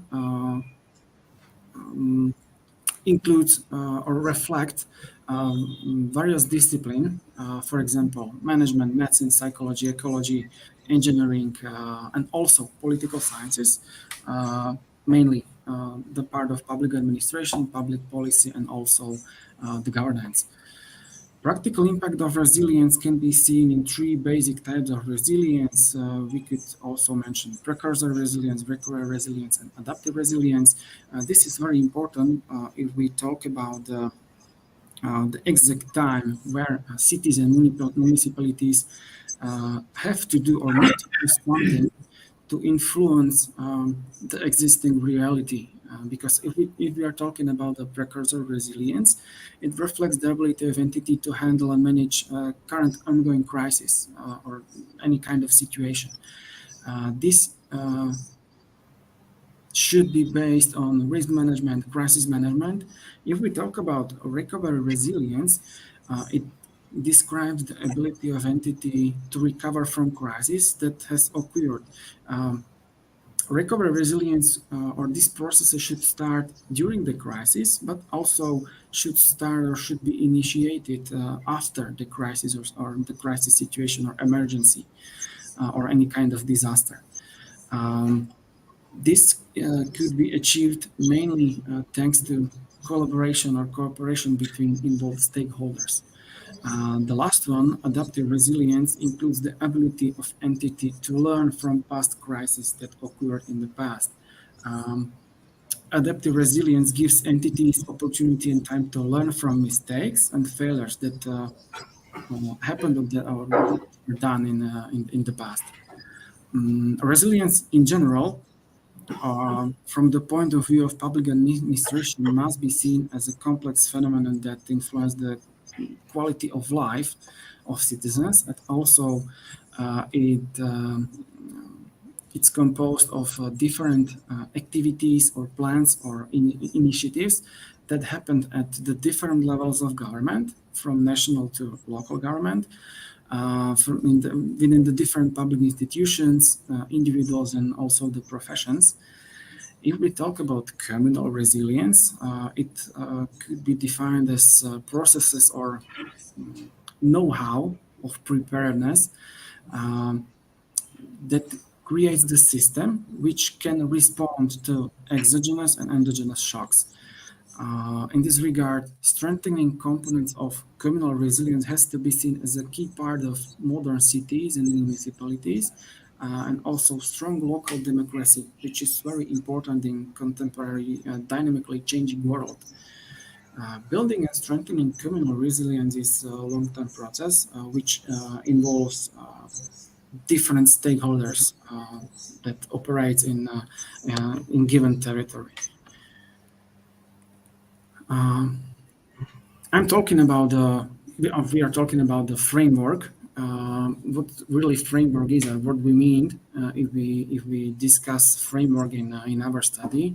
The resilience framework identifies or describes factors and components that help cities and municipalities when they face crisis and help them to maintain or to achieve their goals, what they have. Theoreticians and practitioners aim to identify a resilience framework as an inspirational guide for cities and municipalities. So this is very important. The framework should be defined, or its meaning is very closely connected to some kind of guide or manual for cities and municipalities. That is very important. Because municipalities and cities should clearly understand what needs to be done to strengthen resilience, because resilient framework helps municipalities and cities to dispel uncertainty. In this regard, communal resilience framework helps municipalities and cities to create a system that acts relatively autonomously and helps city to react to expected and also unexpected risk that occur in given territory. As you could see, we have different authors that highlight different factors of the resilience. Maybe let's say the most simple one is presented by OECD. It includes only 4 components: economy, society, governance, and environment. But these 4 components have sub-criteria that are evaluated. Also, if we talk about city resilience index, it is very important to say that it's connected with international ranking of the cities and their evaluation. On the other hand, we could see many other very specific components that are presented by various authors and theoreticians. For example, the beliefs. This is also something that is very important if we talk about crisis. If citizens or stakeholders believe or they trust their local government, it's very important to overcome the crisis situation, of course. On the other hand, we could also talk about the capacity of response or the adaptive capacity of the entity on disaster or some kind of crisis. Also very important and factor that we could see within the most classification is the stakeholders and their collaboration within the city and within the territory. If we could move forward in our presentation, I will continue with the research part of the study. I have already mentioned that we have selected 8 case studies in the Slovak Republic. The research sample was selected intentionally. As you can see, the case studies and their names. We have selected these case studies because of taking the spatial fragmentation of Slovak Republic and cities important into consideration. In the Slovak Republic, we have almost 3,000 local self-government units, and if we talk about 8 regional cities, they cover 20% of the whole population of the Slovak Republic. So 8 cities cover 20% out of almost 3,000 local self-government units. So that is why we choose cities, because they have better capacity to overcome trends and challenges of contemporary world. Each case studies includes description of adaptive measures or activities, identification of resilient measures implemented by selected cities, also the impact of implemented solutions on the resilience and the components that were necessary for the successful implementation of measures. We selected multiple case study method because it helps us to analyze data within each situation and across different situations also. What was very important to understand the similarities and differences between the cases. Due to the limited time of the presentation, we will focus our attention on those highlighted ones. So we have chosen three case studies, and we could start with the city of Nitra. The city of Nitra included the topic of resilience to the vision of the city. That was the first crucial point. And this ambition of the city is also complemented by the support of the city to implement activities in the sphere of circular and shared local economy. Functioning of local circular and shared economy is thanks to interactive digital circular map of the city, smoother and healthier. An interactive digital map helps citizens to find different goods and services in the city. The circular map of city of Nitra provides information on different parts of the circular and shared economy. For example, bike sharing, car sharing, swap markets, repair shops, community gardens, compost sites, and many other ecological activities. If we could talk about the impact of this solution, it definitely needs to be said that selected digital solution strengthens networking among communities in the city, which can be very useful not just in the time of unexpected crisis, but also in the time of any disturbance from normal life. The circular map also builds awareness of the circular economy and the need to reduce waste in the city. The secondary impact of this solution, this digital solution, which is also green, can be seen mainly in the environmental protection and reusing habits of citizens in the city. The next case study is called Unit Mobile Application for Increased Safety.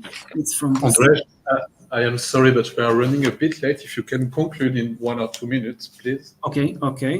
Thank you. Okay, so I will move to the conclusion. This is the communal resilience framework based on the previous research and also based on the case studies. The sphere of public administration or the resilience in public administration is frequently discussed. As demonstrated by our research, we have proposed this communal resilience framework that is composed of 6 components.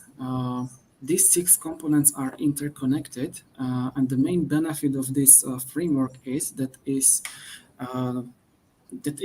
can be used not only by the city itself, but also functional region, metropolitan regions, and any other, let's say, communal or local self-government units. We also connected these case studies and this framework. As you could see on the table, different case studies cover different components of our resilience framework or proposed resilience framework. As you could see, mainly strategic approach, stakeholder involvement, and also component of environment. If I could mention maybe why it is important, networking is very important if we talk about the ability of network to respond. Different communities can positively influence the abilities of cities to prepare, respond, and adapt and recover from the crisis. On the other hand, environment is also very crucial because we live our life every day in the territory that we live in. Practical implication is connected, for example, with climate change management, biodiversity, building green and blue infrastructure, for example. And if I could move to final world, I maybe just repeat that we have proposed this communal resilience framework that includes strategic approach, networking, stakeholder involvement, resource management, output quality, and environment. It's applicable, or it should be applicable to any local self-government unit. And I could contribute to, our study contributes to growing discussion on standardization of communal resilient frameworks. So it's just our contribution to a discussion on what should cities and municipalities do to be prepared for crises, for emergencies, for natural disaster or man-made crises, because current world is changing very quickly and very dramatically, and trends and challenges that cities have to face and deal with, we have the growing rate of challenges and trends. I really appreciate your time. Once again, accept my deepest apologies that I was late. So thank you for listening, and I'm looking forward to your questions and discussions. And thank you so much. Thank you. Thanks a lot, Andrzej. So since at the beginning we only had 2 people connected, I decided to not cut the presentation and to have long discussion. But at the end, we have nearly everyone, because Giuseppe is going to present the second presentation that we were supposed to have, but we asked him to do a very short one. So if someone has a question for Andrzej, I would just take a very quick one. Otherwise, we'll go to the last one directly. Are we okay? Okay, thank you. Thanks a lot, Andrzej. So Giuseppe is going to present in behalf of Nicolas, I think, Niccolò Feno. And thank you, Professor. But we will ask you to do a short presentation, if possible, a very short one. Thank you. Yes, I will be a very short. Thank you for the work. Can you hear me? Can you see my screen? Yes. Yes. Okay. Great. Yes, okay. yes. So very quickly, I'm presenting here this paper that has been mainly implemented by Niccolò Feno and Ginevra Balletto from the University of Cagliari, and the case of Niccolò Feno from the University of Turin. Here the topic is quite different from the previous one, and is based on, as the title implies, coastal land use planning, an integrated approach between environmental protection, economic competition, and national defense. I will keep very briefly to a map in particular. It is the more or less the center of our presentation. And as the title implies, here we are focusing on a particular case study that is in Sardinia Island. As you can spot from the image, Sardinia is one of the region and of the main island in the Mediterranean Sea. And in particular, we are focusing on the municipality of Villapuzzo in southeastern Sardinia. Why that, and what is the main purpose of the paper? The main point starts from the consideration that Italy, hosting 8,000 kilometers of coastline, and given its position in the Mediterranean Sea, shores in particular have a particular importance from the military point of view. In the past, Sardinia Island in particular has been highly militarized, with a high presence of both Italian military bases and NATO-related military bases. And given its low population density, Sardinia Island was considered, and is still considered, an important playground for training and exercise for different forces, from the Air Force to the Navy and then to the Army. And in particular, given also its natural landscape, Sardinia is particularly relevant from the tourism industry.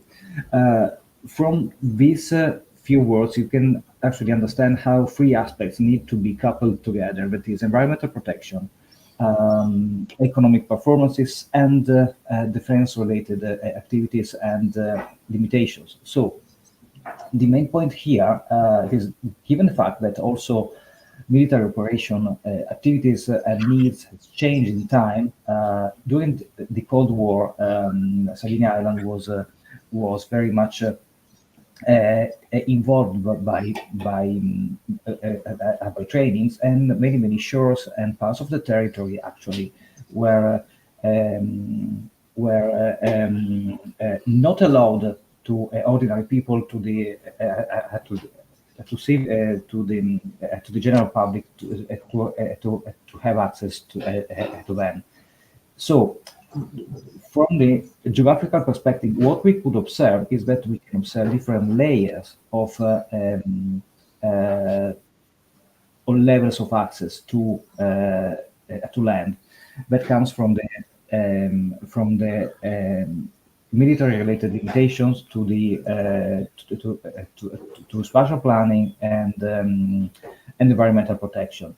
So, what has been implemented in practice by us, in particular my colleagues that work mainly on spatial planning, has been to use the available spatial planning instruments, in particular the coastal use plan, that is an instrument that is particularly present in municipality spatial planning, in order to allow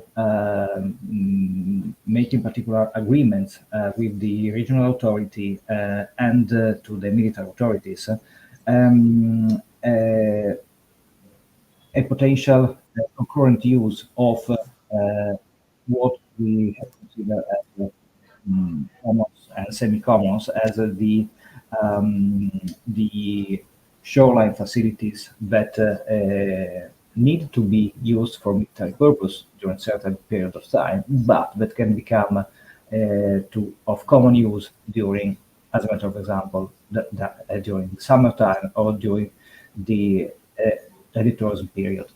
So this graph, more or less, this picture more or less synthesize what is the main purpose and of this kind of concurrent planning that tries to consider all of these three different aspects, that is environmental protection, particularly in terms of the protection of local coastal ecosystems, allow spatial economic development, and at the same time allowing a kind of coexistence with the military operations.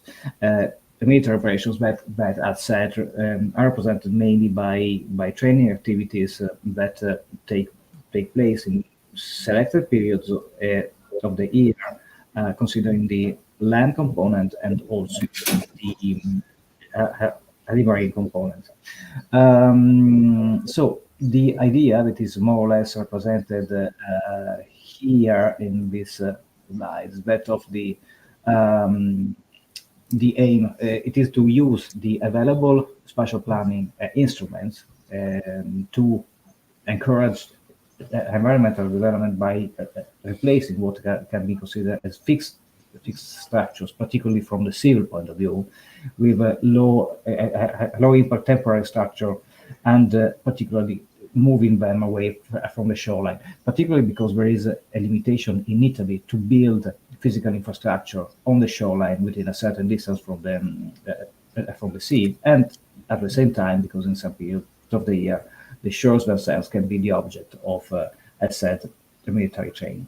So this is in synthesizing the overall aim of the paper. What was the effort done? My co-authors have been actually involved, particularly General Balletto, in the realization of the coastal plan of this municipality. This, as said, the municipality of Villa Puzzo, and in some sense, it can be considered as a best practice case for capable of being implemented and replicated in other cases, particularly because it allows this coexistence rather than a fighting between different levels of administration. I thank you very much for your attention. I will stop here because I know that we are running late. And yes, if you have any question, I will try to provide with some replies. Thank you very much. Thank you so much for presenting on behalf of Nico. Sorry, I don't remember the name. You have it? Nicolo Feno. Nicolo Feno. That's a bit complicated. So thank you so much. Maybe someone has a question for this last presentation. Okay, so thanks a lot. And I will not try to ask one by myself because we are running late, we are over the time already, but thank you, thanks to all of you for being there, for presenting. Sorry for the organization, we know that talk are always a bit difficult, but we try to adapt, and it's better than nothing, obviously. And thanks a lot. Thank you. Thank you. Bye. Thank you. Bye-bye. Ciao, ciao. Thank you. We end up like nearly on time. Yes. Nearly on time. Not bad.